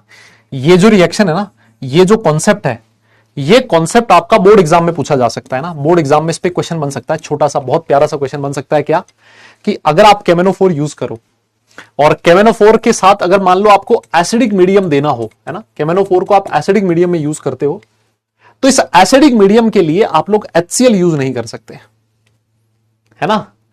अगर आपको केमेनोफोर को एसिडिक मीडियम प्रोवाइड करना है तो उसके लिए आप लोग HCl यूज नहीं कर सकते, उसके लिए आपको क्या यूज करना पड़ेगा, कॉन्सेंट्रेटेड H2SO4 यूज करना पड़ेगा। अब आप में से कई लोग बोलोगे सर क्यों ऐसा,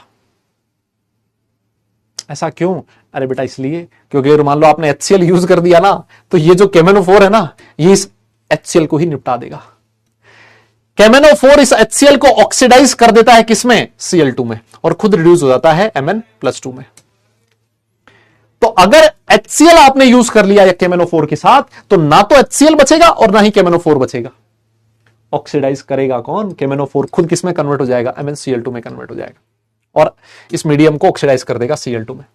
अगर आप लोग चाहते हो कि केमेनोफोर की तरह ही पड़ा रहे और ये ऑक्सीडाइजिंग एजेंट की तरह बिहेव करता रहे, तो आप एसिडिक मीडियम के लिए कॉन्सेंट्रेटेड H2SO4 यूज कीजिए। कॉन्सेंट्रेटेड H2SO4 सॉल्यूशन में केमेनोफोर एज इट इज जैसा ही रहेगा और अपना ऑक्सीडाइजिंग नेचर बिहेव शो करता रहेगा। ठीक है, हाँ हाँ।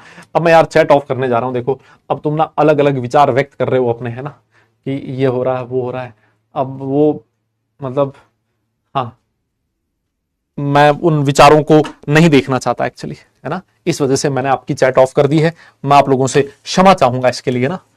एक देखो रिएक्शन और है कि अगर मान लो मेरे पास KMnO4 है जिसमें Mn की ऑक्सीडेशन स्टेट +1 है और Mn2+, this is your मैग्नेस salt, है ना। Mn अगर +2 ऑक्सीडेशन स्टेट में है और सॉल्ट बना रहा होगा, सल्फेट बना सकता है, क्लोराइड बना सकता है, कोई भी एक सॉल्ट हो सकता है जिसको मैं मैग्नेस सॉल्ट बोल रहा हूं। तो अगर आपने MnO4- के साथ इसका ऑक्सीडेशन करवाया तो क्या बन जाता है, MnO2 बन जाता है ना। Mn+4 में चला जाएगा +2 से, मतलब MnO4- ने इसको ऑक्सीडाइज कर दिया और खुद भी रिड्यूस हो गया, खुद जो है +7 से +4 में रिड्यूस हो गया और Mn को +2 से +4 में ऑक्सीडाइज कर दिया, है ना। मैग्नेस सॉल्ट के साथ रिएक्शन है MnO4- की। मैग्नेस सॉल्ट मतलब मैग्नीज का सॉल्ट, और मैग्नीज का सॉल्ट कौन सी ऑक्सीडेशन स्टेट में, +2 ऑक्सीडेशन स्टेट में, है ना। और मुझे लग रहा है कि आज ये चैप्टर खत्म तो छोड़ो, खत्म तो छोड़ो, मुझे लग रहा है कि मैं आज पोटेशियम डाइक्रोमेट को भी खत्म नहीं कर पाऊंगा, मुझे ऐसी फील आ रही है। देखो कुछ क्वेश्चंस देखते हैं, है ना। कहता है कि KMnO4 को अगर आपने डिकम्पोज किया, है ना, तो क्या बनेगा। KMnO4 को डिकम्पोज करने से, देखो भी थोड़ी देर पहले बताया था, KMnO4 के डिकम्पोजिशन से क्या बनता है बेटा, जब आप इसको हीट करते थे तो क्या बनता था सर, K2MnO4 बनता था, साथ में MnO2 बनता था। बोलिए ये बनता था कि नहीं बनता था। ये सीधी सीधी रिएक्शन है, सीधी सीधी रिएक्शन जे मेंस 2024 में आ गई। देखो 29 जनवरी वाली शिफ्ट में आई है। एज इट इज क्वेश्चन पूछा जाता, एज इट इज, सीधा स्ट्रेट फॉरवर्ड क्वेश्चन। देखो कहता है अल्कलाइन मीडियम में MnO4- जो है वो I- को ऑक्सीडाइज करेगा किसमें। मैंने आपको बोला था अल्कलाइन मीडियम में जो I- है वो किसमें जाता है सर, IO3- में जाता है। और अगर यहीं पर एसिडिक मीडियम होता तो I- किसमें जाता, I2 में जाता। सर इसका कौन सा ऑप्शन करेक्ट है, डी ऑप्शन करेक्ट है। इसमें सीधा क्वेश्चन आता है बेटा इस तरीके का, सीधा सीधा क्वेश्चन इस तरीके का आता है। इसीलिए मैं आपसे कहता हूं कि जो सीधी लिखी हुई रिएक्शन है वो इंपॉर्टेंट है, उसको उसी तरीके से याद करना है जिस तरीके से आपकी कॉपी में लिखी हुई है।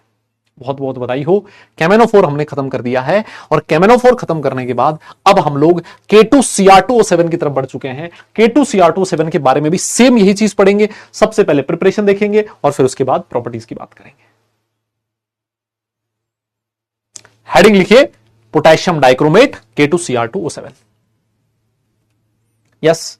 अच्छा सर, सबसे पहले हमने केमेनोफोर बनाया था। केमेनोफोर कौन सी ओर से बनता था सर? MnO2 से बनता था सर। किससे बनता था? MnO2 से बनता था सर। पायरोल्यूसाइट ओर से बनता था। अरे तो बेटा जी K2Cr2O7 कौन सी ओर से बनेगा सर? ये क्रोमाइट ओर से बनेगा। क्रोमाइट ओर होती है FeCr2O4। FeCr2O4 में FeO और Cr2O3 है ना, ये दो चीज प्रेजेंट होती है, इस ओर से बनता है। ठीक है सर, कैसे बनता है ये भी बता दो। तो मैंने कहा तुझे लेना है chromite ore FeCr2O4, this is called as chromite ore, और उसकी रिएक्शन करवा देनी है सोडियम या फिर पोटेशियम कार्बोनेट के साथ in the excess of air, है ना, in the excess of air, in the excess of air. तो क्या होगा? तो होगा कुछ ऐसा कि सर ये जो क्रोमेट ओर है, सॉरी, ये जो क्रोमेट ओर है सर वो किस में कन्वर्ट हो जाएगा? सोडियम क्रोमेट में। Na2CrO4 में। सर ये जो Na2CrO4 है ना, पता है कैसे टूटेगा?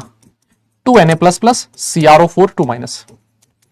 This ion is called as chromate ion. देखो दो आयन होते हैं, CrO4 2-, इसको क्रोमेट आयन बोला जाएगा, है ना, इसको क्रोमेट आयन बोला जाता है। और ये मेरे हिसाब से अब तक तो आपको याद हो ही गया होगा। और Cr2O7 2- है, इसको डाइक्रोमेट बोला जाता है ना, this is called as dichromate ion. तो इसका जो स्टेप नंबर 1 है, स्टेप नंबर 1 में मैंने क्या किया? क्रोमेट ओर की रिएक्शन सोडियम या फिर पोटेशियम कार्बोनेट के साथ करवाई in the axis of oxygen. तो मेरा जो क्रोमेट ओर था वो कन्वर्ट हो गया किसमें? सोडियम क्रोमेट में। अब ये जो क्रोमेट है इसका कलर कैसा होता है? कलर इंपॉर्टेंट है, मैं आपको फिर बोल देता हूं, येलो कलर का होता है। अब जैसे ही मेरा सोडियम क्रोमेट बना, मैंने उसको फिल्टर कर लिया, फिल्टर करके अलग कर लिया, और फिर मैंने उसमें डाल दिया H2SO4 एसिडिक मीडियम। इसको मैंने एसिडिफाइड कर दिया किसके साथ? H2SO4 सॉल्यूशन के साथ। तो सर जो मेरा क्रोमेट CrO4 2- आयन था वो किसमें कन्वर्ट हो चुका है? सोडियम डाइक्रोमेट में कन्वर्ट हो चुका है। देखो CrO4 2- से Cr2O7 2- बन चुका है। मतलब मेरा जो क्रोमेट आयन है वो डाइक्रोमेट आयन में कन्वर्ट हो चुका है। लेकिन ये डाइक्रोमेट कौन सा डाइक्रोमेट है सर? ये सोडियम डाइक्रोमेट है, ये पोटेशियम डाइक्रोमेट नहीं बना अभी, है ना। और ये जो डाइक्रोमेट आयन है इसका कलर कैसा है? ऑरेंज कलर का है सर, ध्यान रखिए। और जो क्रोमेट आयन है वो कैसा होता है? येलो कलर होता है। मैं आपको फिर बार बार बोल रहा हूं बेटा, कलर बहुत इंपॉर्टेंट है। कलर निकल जाए कहीं पर, कोई गैस रिलीज हो रही हो, ये सारी चीजें बहुत इंपॉर्टेंट होती है। कोई प्रेसिपिटेट बन रहा हो तो उस प्रेसिपिटेट का कलर बहुत इंपॉर्टेंट होता है। ऐसे क्वेश्चंस जे में पूछे जाते हैं, है ना। तो मैं फिर कह देता हूं क्या किया, मेरे पास क्या था? मेरे पास क्रोमेट ओर थी FeCr2O4 सॉरी, उसकी रिएक्शन किसके साथ करवाई? सोडियम या फिर potassium carbonate in the presence of oxygen. तो ये बन जाएगा क्रोमेट आयन Na2CrO4, और इसको मैंने फिल्टर करके अलग किया, एसिडिफाई किया H2SO4 से, तो सोडियम क्रोमेट से बन गया सोडियम डाइक्रोमेट।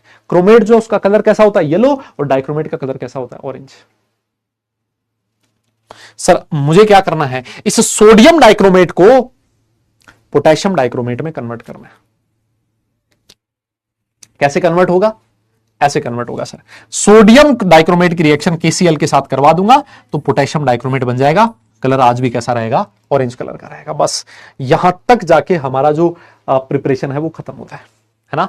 इस स्टेप पे जाके हमारी प्रिपरेशन खत्म होती है। FeCr2O4 कन्वर्ट हुआ पहले Na2CrO4 में, Na2CrO4 कन्वर्ट हुआ Na2Cr2O7 में, और Na2Cr2O7 कन्वर्ट हो गया K2Cr2O7 में। बस this is the method of preparation of potassium dichromate. यह है पोटेशियम डाइक्रोमेट का मेथड ऑफ प्रिपरेशन। ठीक है, बहुत बढ़िया सर।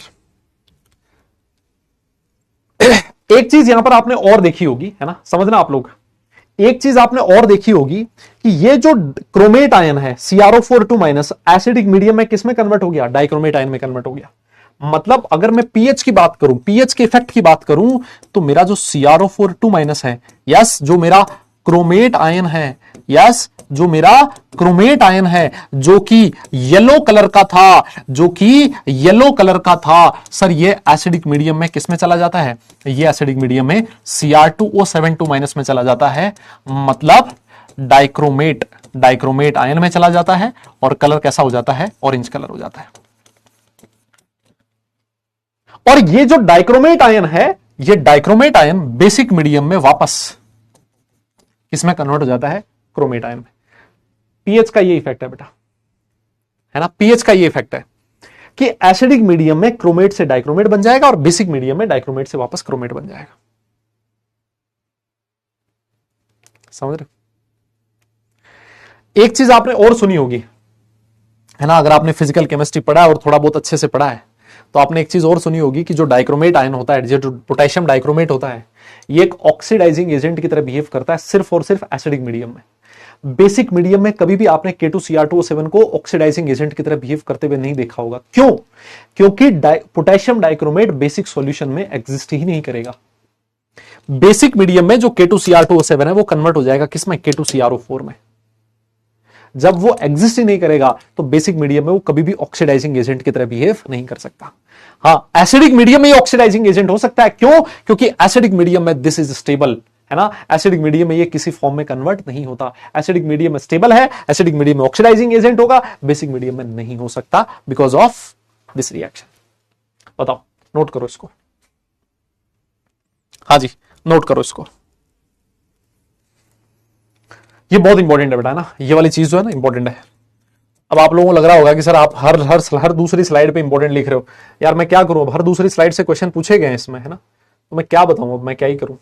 देखो एक चीज और देखो, केएसपी आप लोगों ने पढ़ा होगा ना, सॉल्युबिलिटी प्रोडक्ट। सोडियम डाइक्रोमेट का जो सॉल्युबिलिटी प्रोडक्ट होता है वो पोटेशियम डाइक्रोमेट से ज्यादा होता है, और केएसपी प्रोडक्ट अगर ज्यादा एक पर्टिकुलर टेंपरेचर पे, इसका मतलब सोडियम डाइक्रोमेट जो है वो ज्यादा सोल्यूबल होता है, मोर सोल्यूबल,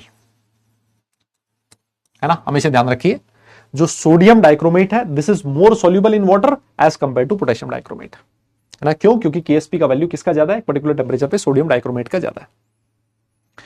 अच्छा, ये जो सोडियम डाइक्रोमेट है इसको आप लोग ऑर्गेनिक रिएक्शंस में यूज नहीं कर सकते। जो आप लोग टाइट्रेशन वगैरह करते थे ना, सॉरी, ऑर्गेनिक रिएक्शन में यूज कर सकते हो, टाइट्रेशन में यूज नहीं कर सकते, है ना। जो आप लोग टाइट्रेशन यूज करते थे, टाइट्रेशन में आप लोग ब्यूरेट में यहां भरते थे K2Cr2O7, याद आया कुछ? K2Cr2O7 बचते थे, इसकी कॉन्सेंट्रेशन N1 हुआ करती थी। यहां पर एक दूसरा सॉल्यूशन भरते थे और आप लोग बोलते थे कि at equivalence point N1 V1 is equal to N2 V2। यहां जो सॉल्यूशन भरा होता था, इस सॉल्यूशन को आप लोग स्टैंडर्ड सॉल्यूशन बोलते थे, और इसकी जो कंसंट्रेशन थी वो फिक्स हुआ करती थी। इसकी कंसंट्रेशन N1 हमें पहले से पता होती थी और ये फिक्स हुआ करती थी। तो कई बार बच्चा ये पूछता है कि सर ठीक है, मेरे पास पोटेशियम डाइक्रोमेट नहीं है, तो क्या मैं पोटेशियम डाइक्रोमेट की जगह सोडियम डाइक्रोमेट को यूज कर सकता हूं क्या? मैंने कहा नहीं कर सकता। क्यों नहीं कर सकता? क्योंकि ये जो सोडियम डाइक्रोमेट होता है बेटा, यह हाइग्रोस्कोपिक इन नेचर होता है। कैसा होता है? यह हाइग्रोस्कोपिक इन नेचर होता है। सर हाइग्रोस्कोपिक का मतलब क्या है? इसको अगर कहीं पानी दिख गया तो ये पानी को अब्सॉर्ब कर लेता है, और अगर ये पानी को अब्सॉर्ब कर लेगा, ये मॉइस्चर अब्सॉर्ब कर लेगा, तो सर इसकी जो कॉन्सेंट्रेशन है वो चेंज हो जाएगी। जब आप N1 V1 is equal to N2 V2 लिखोगे तो आपको N1 इनिशियल वाली तो पता होगी, लेकिन जब इसने अब्सॉर्ब कर लिया पानी, अब्सॉर्ब करने के बाद जो इसकी कंसंट्रेशन आई है वो कंसंट्रेशन आपको नहीं पता लगेगी। ये अगर नहीं पता लगा, कंसंट्रेशन आपको नहीं पता होगी, तो आप N2 की वैल्यू कभी भी कैलकुलेट नहीं कर पाओगे। मतलब इसका कंसंट्रेशन ही चेंज हो जाएगा। भाई अगर इसने वाटर अब्सॉर्ब कर लिया, अगर इसने वाटर वेपर्स अब्सॉर्ब कर ली, तो इसकी कंसंट्रेशन चेंज होगी। अगर ये कंसंट्रेशन ही चेंज होगी तो फिर हमारे किसी काम का नहीं है। कितनी चेंज होगी, कितनी हो गई, अब वो हमें नहीं पता लगेगी, और अगर वो नहीं पता लगी तो इस फॉर्मूले का मैं यूज करके N2 का वैल्यू फाइंड नहीं कर पाऊंगा। और अगर N2 नहीं फाइंड कर पाया, फिर टाइट्रेशन फाइंड करने का क्या मतलब है? टाइट्रेशन करने का मतलब ही क्या है? टाइट्रेशन करी ही इसलिए जाती थी ताकि आप लोग N2 फाइंड कर सको। इसी वजह से सोडियम डाइक्रोमेट की जगह पोटेशियम डाइक्रोमेट यूज किया जाता है, क्योंकि यह हाइग्रोस्कोपिक इन नेचर नहीं होता, यह किसी को अब्सॉर्ब वगैरह नहीं करता, ऐसा कोई लफड़ा ये नहीं करता है। मेरी बात शायद आप लोग समझ चुके हो। यस, ठीक है बेटा, अब मैं आगे चल रहा हूं, है ना। अगर आप लोग नोट कर रहे हो तो बहुत अच्छी बात है, जितना नोट कर पाओ उतना कर लेना बेटा। अगर नहीं कर पाओ ना यार, घर पे कर लेना इसको नोट, ताकि हमारा ये साला झंझट तो खत्म हो जाए अगली क्लास में। देखो सर, ये ऑरेंज क्रिस्टलाइन सॉलिड होता है, मेल्टिंग पॉइंट इतना होता है, ठीक है। कलर हमें याद होना चाहिए, और मेल्टिंग पॉइंट याद रहे तो ठीक है, ना भी याद रहे तो कोई दिक्कत नहीं है। It is appreciably soluble in not water, नहीं भाई हॉट वाटर, है ना। हॉट वाटर में बढ़िया सॉल्युबल होता है, लेकिन कोल्ड वाटर में थोड़ा बहुत सॉल्युबल हो ही जाता है। इनसे ज्यादा इंपॉर्टेंट जरूरी है ये वाली रिएक्शन, हीटिंग की रिएक्शन। हीटिंग जो है वो K2Cr2O7 की भी इंपॉर्टेंट है और KMnO4 की भी इंपॉर्टेंट है। KMnO4 की जब आप हीटिंग करवाते थे उसमें भी ऑक्सीजन बनता था, और K2Cr2O7 की हीटिंग से भी ऑक्सीजन बनता है। तो ये जो रिएक्शन है, ये रिएक्शन आप लोग methods of preparation of oxygen में भी लिख सकते हो, है ना। ये रिएक्शन कहां लिख सकते हो? Methods of preparation of O2 में भी इस रिएक्शन को यूज कर सकते हो, है ना। K2Cr2O7 को हीट करने से K2CrO4 और Cr2O3 बनेगा। सिंपल है। जैसे KMnO4 को हीट करने से K2MnO4 plus MnO2 plus O2 बनता था, यहां K2CrO4 plus Cr2O3 plus O2 बनेगा। हीटिंग वाली रिएक्शन है। आपने यह भी सुना है कि जो K2Cr2O7 है उसमें क्रोमियम अपनी मैक्सिमम +6 ऑक्सीडेशन स्टेट में प्रेजेंट है, और अगर ये +6 ऑक्सीडेशन स्टेट में प्रेजेंट है, इसका मतलब सर ये बहुत जबरदस्त ऑक्सीडाइजिंग एजेंट होता है। और एसिडिक मीडियम में अगर ये ऑक्सीडाइजिंग एजेंट होगा तो +6 से कौन सी ऑक्सीडेशन स्टेट में जाता है? +3 में। +6 से +3, एक क्रोमियम के लिए 3 ऑक्सीडेशन स्टेट का चेंज, यहां पर क्रोमियम के 2 आइटम है तो 2 के लिए 6 का चेंज। इसका एन फैक्टर, जब भी ये ऑक्सीडाइजिंग एजेंट की तरह बिहेव करेगा, इसका एन फैक्टर हमेशा 6 होता है, और ये सिर्फ और सिर्फ एसिडिक मीडियम में ही ऑक्सीडाइजिंग एजेंट की तरह बिहेव कर सकता है, बेसिक मीडियम में नहीं कर सकता है ना। उसका रीजन मैं आपको पहले ही बता चुका हूं। और जब ये करेगा तो देखो यहां से क्या बनेगा, I- से I2 बन जाएगा, Fe2+ को Fe3+ में ऑक्सीडाइज कर देगा, H2S को सल्फर में ऑक्सीडाइज कर देगा, SO3 2- को SO4 2- में कर देगा, है ना। Pb2+ को Pb+4 में कर देगा, यस। Sn+2 को Sn+4 में कर देगा, और बहुत सारे तरीके से कर सकते हो। ऑक्सलेट आयन को CO2 में कन्वर्ट कर देगा। क्या दिक्कत है सर? वही जो सारी रिएक्शंस हम लोगों ने वहां पर पढ़ी थी, है ना, KMnO4 के साथ जो ऑक्सीडेशन की रिएक्शन पड़ी थी, लगभग वही रिएक्शन आप इसके साथ लिख सकते हो, है ना। लगभग वही रिएक्शन आप लोग इसके साथ भी लिख सकते हो, कोई दिक्कत नहीं है ना। NO2- है, नाइट्रेट आयन है, इसको भी ऑक्सीडाइज कर देगा, किसमें? नाइट्रेट आयन है। ये रिएक्शंस दिखाती हैं कि जो K2Cr2O7 है वो बहुत अच्छा ऑक्सीडाइजिंग एजेंट है, और जो ऑक्सीडाइजिंग एजेंट होता है वो खुद का रिडक्शन होता है, +6 से +3 में रिड्यूस होगा, और इसका एन फैक्टर हमेशा एसिडिक मीडियम में कितना होगा? 6 होगा। बताओ, ठीक है ये चीज? ठीक है था, मैं आगे बढ़ सकता हूं? आगे बढ़ सकता हूं पक्का? ये वाली चीज देखो सर, ये चीज तो हम लोग लिख चुके हैं पहले ही, अभी अभी तो बताया था कि भाई CrO4 2- जो होता है वो एसिडिक मीडियम में Cr2O7 में कन्वर्ट हो जाता है, और बेसिक मीडियम में Cr2O7 CrO4 2- में कन्वर्ट हो जाता है। अरे ये सर, ये वाली है भाई, ये वाली स्लाइड है ना, ये जो लिखा हुआ है ना वो ये वाली स्लाइड है, ये वाली। एसिडिक मीडियम में ये इसमें कन्वर्ट हो जाएगा, और बेसिक मीडियम में इसमें कन्वर्ट हो जाएगा ना, तो ये वाली स्लाइड है ना, ये जो है वो वाली स्लाइड है। अच्छा सर,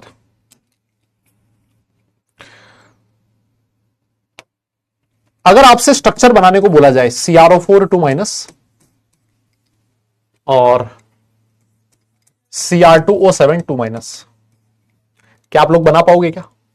यहां पर इसका कलर कैसा होता था? ऑरेंज। और ये कैसा होता है? येलो। देखो दोनों में ही क्रोमियम का ऑक्सीडेशन स्टेट +6 है, यहां पर भी +6 है, और अगर क्रोमियम +6 ऑक्सीडेशन स्टेट में है, इसका मतलब D0 कॉन्फ़िगरेशन है, यहां पर भी D0 कॉन्फ़िगरेशन है, और D0 कॉन्फ़िगरेशन होते हुए भी ये कलर्ड है, इसका मतलब ये कलर्ड किसकी वजह से है? Coloured due to ligand to metal charge transfer. और ये भी कलर्ड क्यों है? Coloured due to ligand to metal charge transfer,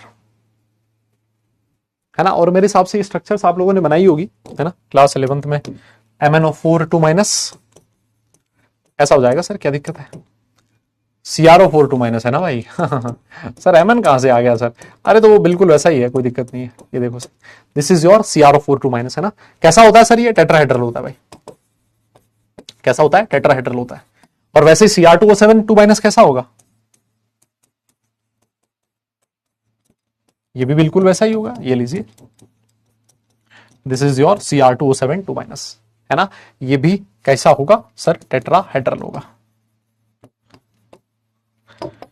जो ऑक्सीजन है ना, ये वाला जो बॉन्ड एंगल है, देखो ये होना चाहिए था 109.28। ऑक्सीजन के पास 2 lone pair 2 bond pair, hybridisation sp3 है, तो बॉन्ड एंगल कितना होना चाहिए था? 109.28, लेकिन ये ग्रेटर देन 109.28 होता है। क्या मुझे कोई इसका रीजन बता सकता है क्या? कोई ऐसा मुझे जो बच्चा बता सके कि सर ये जो बॉन्ड एंगल है ये 109.28 से ज्यादा क्यों होता है? हाँ जल्दी बताओ, ये 109.28 से ज्यादा क्यों होता है? कोई बता सकता है मुझे? ये 109.28 से ज्यादा क्यों होता है? हैं जी?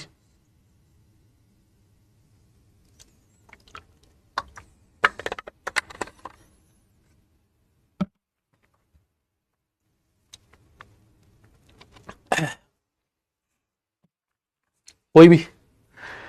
अरे बेटा लोन पेयर रिपल्शन नहीं मुन्ना, लोन पेयर रिपल्शन की वजह से तो बॉन्ड एंगल कम होता है, ये तो ज्यादा हो गया। अरे लोन पेयर रिपल्शन नहीं साहब, ये जो ऑक्सीजन है इसके ऊपर देखिए ये वाले दो बल्कि ग्रुप लगे हुए हैं, दो बहुत बड़े बड़े ग्रुप लगे हुए हैं, और ये जो बड़े ग्रुप है ये एक दूसरे को रिपेल करेंगे और रिपल्शन की वजह से ये बॉन्ड एंगल बढ़ जाएगा। हर जगह लोन पेयर रिपल्शन नहीं होता वे, लोन पेयर रिपल्शन की वजह से बॉन्ड एंगल डिक्रीज करता है, ये स्टेरिक हिंड्रेंस की वजह से आपका जो बॉन्ड एंगल है वो बढ़ गया। हाँ, दो बल्कि ग्रुप आपस में एक दूसरे को वो करेंगे, रिपेल करेंगे, और उसकी वजह से बॉन्ड एंगल बढ़ जाएगा, है ना। अब देखो रेजोनेंस यहां पर है और रेजोनेंस यहां पर है, तो all bond length are same, है ना, all bond length are same, ध्यान रखिएगा इसका, है ना। इसमें सारी की सारी जो बॉन्ड लेंथ है वो सेम है ना, बिकॉज ऑफ रेजोनेंस। और टेट्राहेड्रल ज्योमेट्री है, हाइब्रिडाइजेशन यहां पर भी D3S है ना, लेकिन हमारे D3S हमारे सिलेबस का पार्ट नहीं है ना। यहां पर भी D3S ही है, लेकिन D3S पढ़ना हमारे सिलेबस का पार्ट नहीं है। इसमें ये जो terminal 6 chromium oxygen bond length है ये सेम है, यहां कोई रेजोनेंस नहीं है ना, है ना, यहां पर कोई रेजोनेंस नहीं है। यस, हाँ, स्टेरिक हिंड्रेंस, बिल्कुल सही कह रहे हो। हाँ, वही मीनिंग था। अच्छा अब है ज्यादा होशियार बन रहे हो, है कह रहा हमारा भी मीनिंग वही था ना। और क्योंकि D3S हमारे सिलेबस में नहीं है, तो कई जगह पर यहां sp3 भी लिखा होता है। मैं आपको बताऊं, कई जगह पर sp3 लिखा होता है, हालांकि ज्यादा सही D3S है, लेकिन वो sp3 उस हिसाब से बोला जाता है कि भाई टेट्राहेड्रल है तो sp3 रहा होगा। यस, है ना, ठीक है सर, बढ़िया है सर, इसमें कोई दिक्कत नहीं है। और ये स्ट्रक्चर तो मैंने बनाई दी है, तो ठीक है, इसको छोड़ो ना भाई, इसको छोड़ो, हटाओ। ठीक है सर, आगे चलते हैं। इसकी दो रिएक्शन है छोटी छोटी, देखो एक रिएक्शन है H2O2 के साथ, K2Cr2O7 अगर H2O2 के साथ रिएक्ट करेगा ना एसिडिक मीडियम में, तो CrO5 बनाएगा, और जो CrO5 होता है वो डीप ब्लू कलर का होता है। कैसा होता है? ये डीप ब्लू कलर का होता है। कैसा होता है? डीप ब्लू कलर का होता है। कोई मुझे बता सकता है what is the oxidation state of chromium in CrO5? कौन बताएगा? What is the oxidation state of chromium? What is the oxidation state of chromium in CrO5? जल्दी बताओ। यस, जल्दी बताओ। What is the oxidation state of chromium in CrO5?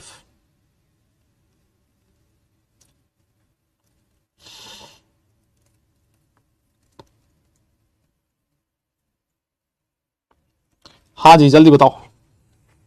क्या होती है? +10। ये हुई ना बात, +10 होती है सर।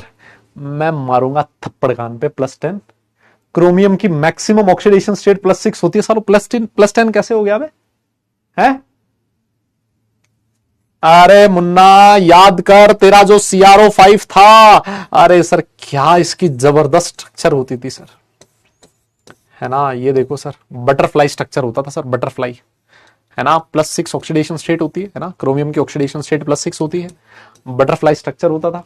और इसमें 2 पेरोक्साइड लिंकेज होते हैं। देखो एक ऑक्सीजन, ये रहा पेरोक्साइड बॉन्ड और ये रहा पेरोक्साइड बॉन्ड, है ना, 2 पेरोक्सी लिंकेज। और जो पेरोक्साइड बॉन्ड है वो क्योंकि स्टेबल बॉन्ड नहीं होता है ना, बहुत वीक बॉन्ड होता है, इसी वजह से CrO5 जो है ना, ये ज्यादा स्टेबल नहीं होता। इसको स्टेबल करने के लिए इसमें क्या डालना पड़ता है? ईथर या फिर पाइरिडिन डालना पड़ता है, जो कि इस CrO5 को स्टेबलाइज करते हैं। अगर आपने इसको ज्यादा समय तक पड़ा रहने दिया है ना, ऑन स्टैंडिंग का मतलब है ये सॉल्यूशन ज्यादा समय तक अगर पड़ा रह गया तो ये कन्वर्ट हो जाता है किसमें? Cr2O3 में। ये किसमें कन्वर्ट हो जाता है? Cr2O3 में ना, बटरफ्लाई स्ट्रक्चर में, तितली स्ट्रक्चर होती है इसकी, है ना, तितली जैसी स्ट्रक्चर होती है। यस, हाँ, तितली जैसी स्ट्रक्चर इसकी होती है। और K2Cr2O7 की रिएक्शन अगर मान लीजिए मैंने किसी मेटल के क्लोराइड के साथ करवा दी, देखो मेटल का क्लोराइड है, सोडियम मेटल होता है, उसका एक क्लोराइड है, और उसको आपने H2SO4 के साथ हीट कर दिया, तो आपको सर देखियो फ्यूम्स लिखे होंगे, रेडिश ऑरेंज कलर के फ्यूम्स आपको दिखाई देंगे।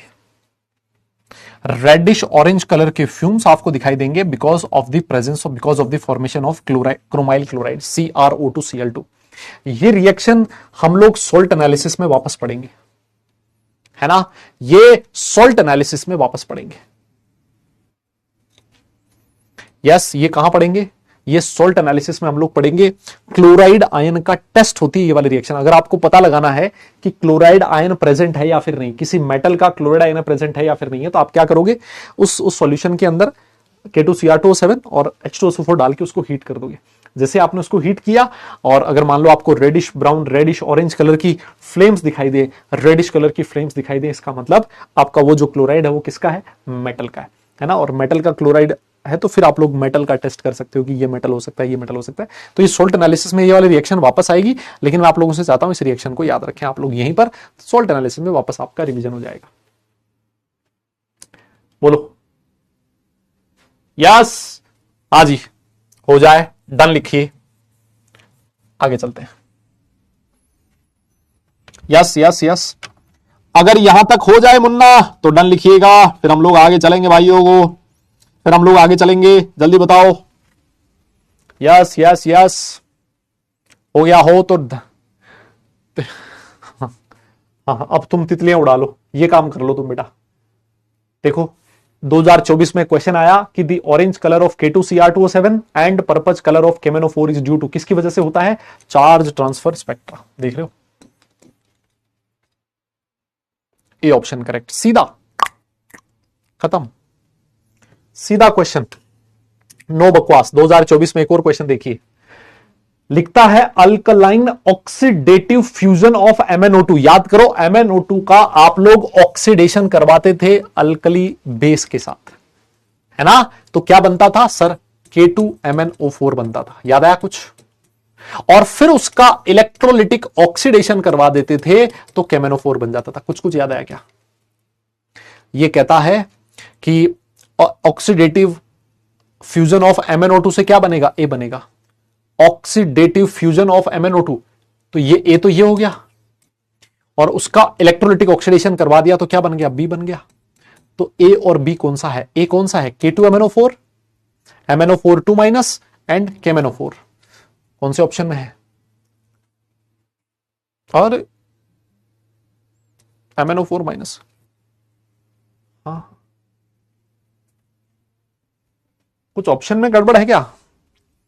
ऐसा लग रही है कुछ ऑप्शन में गड़बड़।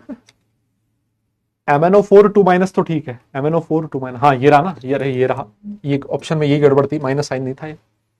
हाँ, ऑप्शन पे टिक मार दे, ऑप्शन नंबर बी पे टिक मार दे साहब। ये भी 2024 में पूछा हुआ क्वेश्चन है। अब देखो मैं इसीलिए बोल रहा हूं ना, हर लाइन जो है ना, हर लाइन जो है वो इंपॉर्टेंट है। हर लाइन पे से क्वेश्चन पूछा हुआ है, देख लो, अब आप देख लो भले, हर रिएक्शन पे से क्वेश्चन पूछा हुआ है। ये देखो, ये भी 2024 8 अप्रैल वाली शिफ्ट का क्वेश्चन है। Cr2O7 2 माइनस, Cr4 2 माइनस में कन्वर्ट हो रहा है। ये राइट साइड में कब कन्वर्ट होगा ज्यादा? मैंने आपको ऐसे लिखवाया था कि Cr2 और Cr4 2 माइनस जो होता है वो एसिडिक मीडियम में Cr2O7 2 माइनस में कन्वर्ट हो जाता है, और बेसिक मीडियम में आपका Cr2O7 2 माइनस Cr4 2 माइनस में कन्वर्ट होता है। हमें ये कह रहा है कि रिएक्शन फॉरवर्ड डायरेक्शन में कब जाएगी, इक्विलिब्रियम फॉरवर्ड डायरेक्शन में शिफ्ट कब होगा, मतलब Cr4 2 माइनस कब ज्यादा बनेगा? अरे भाई साहब, Cr4 माइनस तो तब बनता है जब सॉल्यूशन कैसा हो? बेसिक हो। क्या दिक्कत है? बी ऑप्शन है, खत्म, कोई बोल ही नहीं रहा। अरे भाई साहब, बधाई हो आप सब लोगों को, हम लोगों ने डी ब्लॉक एलिमेंट खत्म कर दिया है, और अब मैं आपको एफ ब्लॉक एलिमेंट पे ले चलूंगा। मैं आपको क्या पढ़ाने वाला हूं? एफ ब्लॉक एलिमेंट्स पढ़ाने वाला हूं। ये जो एफ ब्लॉक एलिमेंट्स हैं ये बड़ा पोर्शन नहीं है, एफ ब्लॉक एलिमेंट्स छोटा पोर्शन है ना। एफ ब्लॉक एलिमेंट्स जो है वो छोटा पोर्शन है। यस, एफ ब्लॉक एलिमेंट्स जो है वो छोटा पोर्शन है, इसमें इतना टाइम नहीं लगेगा, है ना। तो इसको एक बार देख लेते हैं, छोटा, हमारे पास 15 मिनट है, तो भी 15 मिनट में छोटी छोटी चीजें देख लेते हैं, और नेक्स्ट क्लास में इसको खत्म कर देंगे, है ना, शुरू वाले पार्ट में, है ना, बहुत जल्दी खत्म हो जाएगा। ठीक है, हाँ आओ देखो सर, जो एफ ब्लॉक एलिमेंट होता है, सबसे पहली चीज, अरे भाई साहब सारे फोन आज ही आने हैं क्या, बताओ।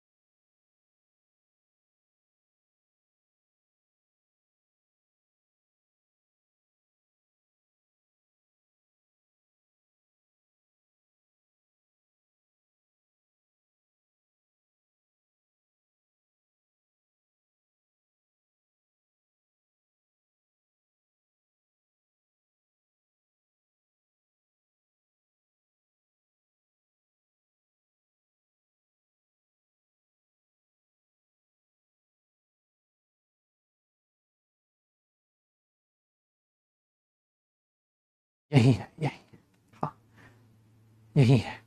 एफ ब्लॉक एलिमेंट जो होता है सर, एफ ब्लॉक एलिमेंट में दो सीरीज होती थी अगर आपको याद हो तो,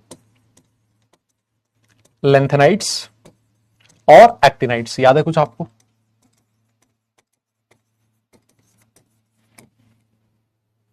यस, इसको आप लोग 4F सीरीज भी कहते थे और इसको आप लोग 5F सीरीज भी कहते थे। कुछ कुछ याद है आप लोगों को?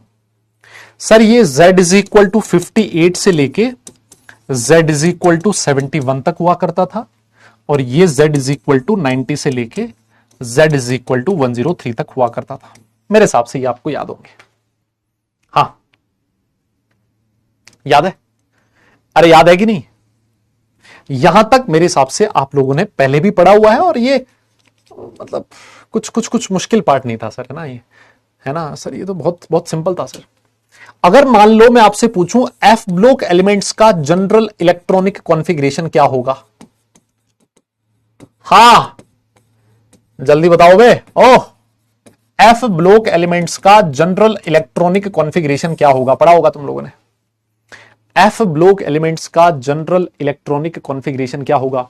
सर हमने ऐसा पढ़ा था, n-2f 1 से 14, n-1d 0 से 1 और ns2। This is the general electronic configuration of F block elements, है ना? याद है तुम्हें? ये वाला हुआ करता था।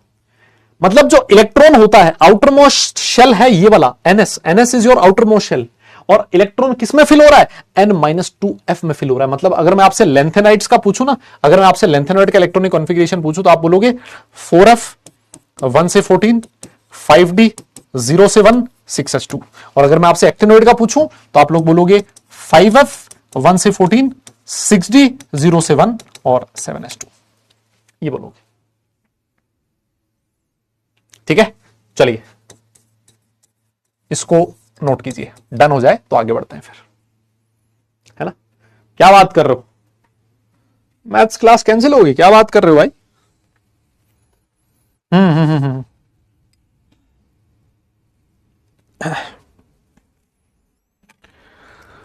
हाँ जी, जल्दी लिखिए। डन हो गया पक्का? बहुत बढ़िया।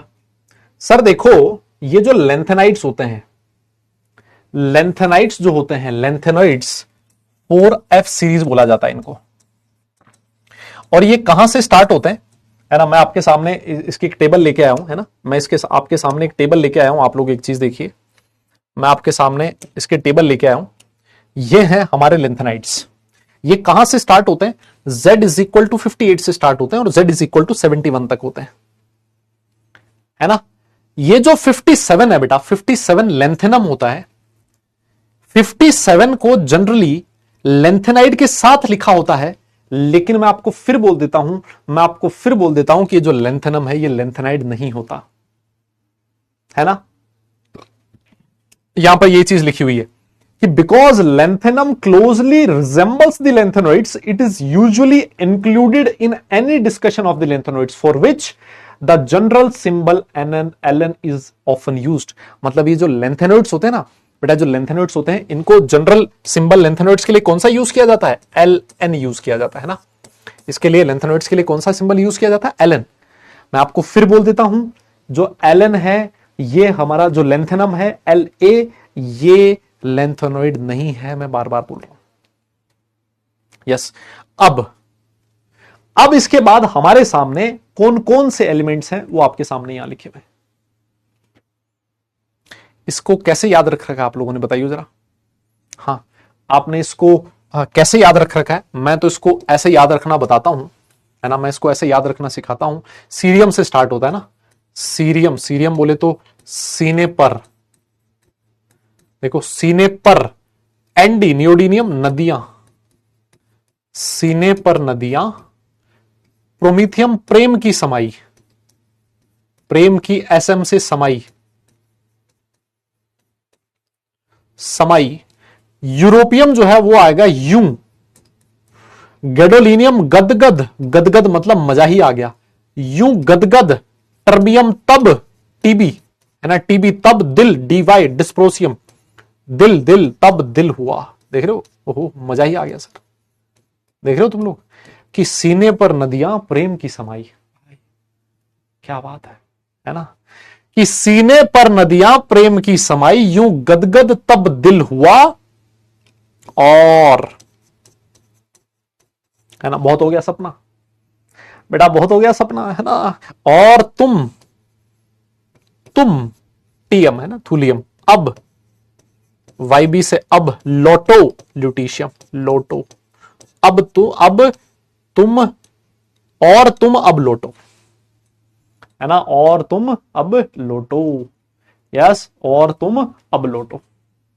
इस तरीके से आप लोग इसको याद रख सकते हो, है ना, आप लोग इसको याद रख सकते हो।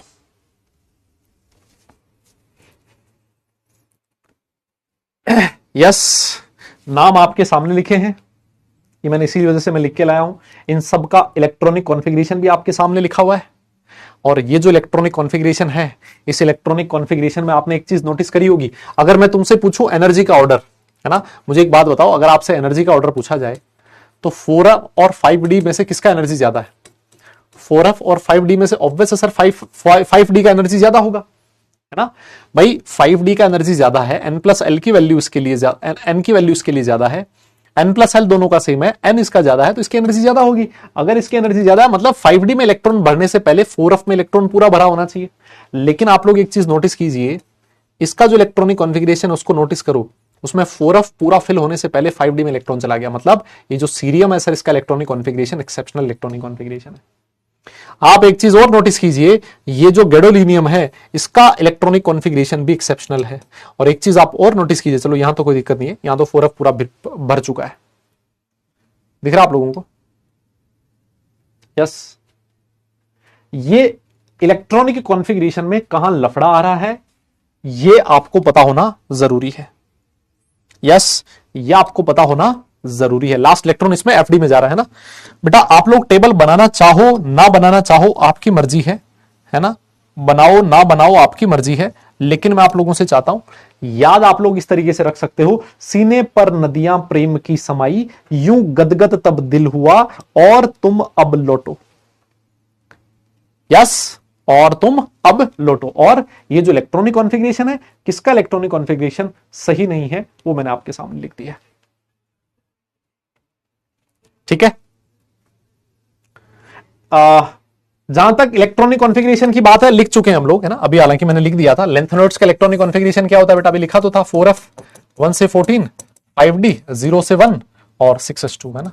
ये हमारे लेंथेनॉइड्स का इलेक्ट्रॉनिक कॉन्फ़िगरेशन हो जाएगा। और इस पे क्वेश्चन भी पूछा गया था, देखिए जो नियोडीनियम है, नियोडीमियम, और इसका एटॉमिक नंबर आपको दे दिया 60, है ना। Z इज इक्वल टू 60 का इलेक्ट्रॉनिक कॉन्फ़िगरेशन आपसे पूछा था, लिखा है आपके सामने, है ना, ये 60 नियोडीमियम, है ना। इसका इलेक्ट्रॉनिक कॉन्फ़िगरेशन कोई एक्सेप्शन नहीं था इसके इलेक्ट्रॉनिक कॉन्फ़िगरेशन में, तो आपको घबराने की जरूरत नहीं है। जो नॉर्मल आप मेथड यूज करते हो इलेक्ट्रॉनिक कॉन्फ़िगरेशन लिखने के, बिल्कुल वही मेथड आपको यूज करना है। यस, बहुत बढ़िया सर। तो इसको इतना ही करेंगे बेटा, बना बाकी की जो चीजें हैं, हमारा टाइम खत्म हो चुका है। यस, तो थोड़ा बहुत बच गया अभी, है ना। कितना बच गया मैं आपको बताऊं, लगभग आपका 10 एक स्लाइड बच गई है ना, लगभग 10 एक स्लाइड बच गई है। तो मैं आपको नेक्स्ट क्लास में वो सारी चीजें करवाऊंगा। डीपीपी है आज आपको मिलेगा, उसको सॉल्व करना है ना, और रिवीजन बढ़िया ढंग से करना है भाई। यस, बढ़िया ढंग से रिवाइज कीजिए। जो हमारा पीडब्ल्यू का मॉड्यूल है, पीडब्ल्यू मॉड्यूल में से आप लोग डी ब्लॉक एलिमेंट्स कंप्लीट कर सकते हैं, है ना, डी ब्लॉक एलिमेंट्स कंप्लीट कर सकते हैं, डी ब्लॉक एलिमेंट्स कंप्लीट कर सकते हैं। एक चीज छोटी सी और है, रिकॉर्डेड दे दें। अरे यार रिकॉर्डेड दें कब, अब मेरी एक और क्लास है, इसके बाद मैं रिकॉर्ड कब करूं, है एक और क्लास है, रिकॉर्ड कब करें। चलो देखेंगे, रिकॉर्डेड का देखेंगे, और मैं कल वाली क्लास से पहले रिकॉर्ड कर पाया तो उसको रिकॉर्डेड डाल देंगे, और हम लोग नया चैप्टर स्टार्ट कर देंगे अगली क्लास में ना। तो बेटा नया जो चैप्टर आ रहा है ना, वो तुम्हें लग रहा होगा कि बहुत इंटरेस्टिंग है और बहुत मजा आएगा, वो भी ऐसा ही है ना। तो तुम उसमें भी ऐसे मत बोल देना कि सर ये भी रिकॉर्डेड दे दो, वो भी रिकॉर्डेड दे दो, है ना। हाँ, वो भी ऐसा ही है, मैं बता रहा हूँ तुम्हें। आओ देखो, ये आपने देखा होगा कि आपका जो बैच वाला जो पेज है वो थोड़ा बहुत चेंज हो चुका होगा ना। कुछ इस तरीके का बैच वाला पेज आपको दिखेगा, कुछ बच्चों को दिख रहा होगा इस तरीके का, कुछ बच्चों को नहीं दिख रहा होगा। नोटिफिकेशन जो बार है इस पर क्लिक करने पे आपको इस तरीके से सारे नोटिफिकेशंस दिख जाएंगे। और अगर आपको लगता है कि नहीं यार अब मैं तो पुराने वाले स्टडी पेज से ही ज्यादा कंफर्टेबल हूं, तो आप ये वाला जो है ना न्यू स्टडी पेज, इसको क्लोज, इसको बंद कर सकते हैं, तो आपको पुराना वाला स्टडी पेज दिखेगा।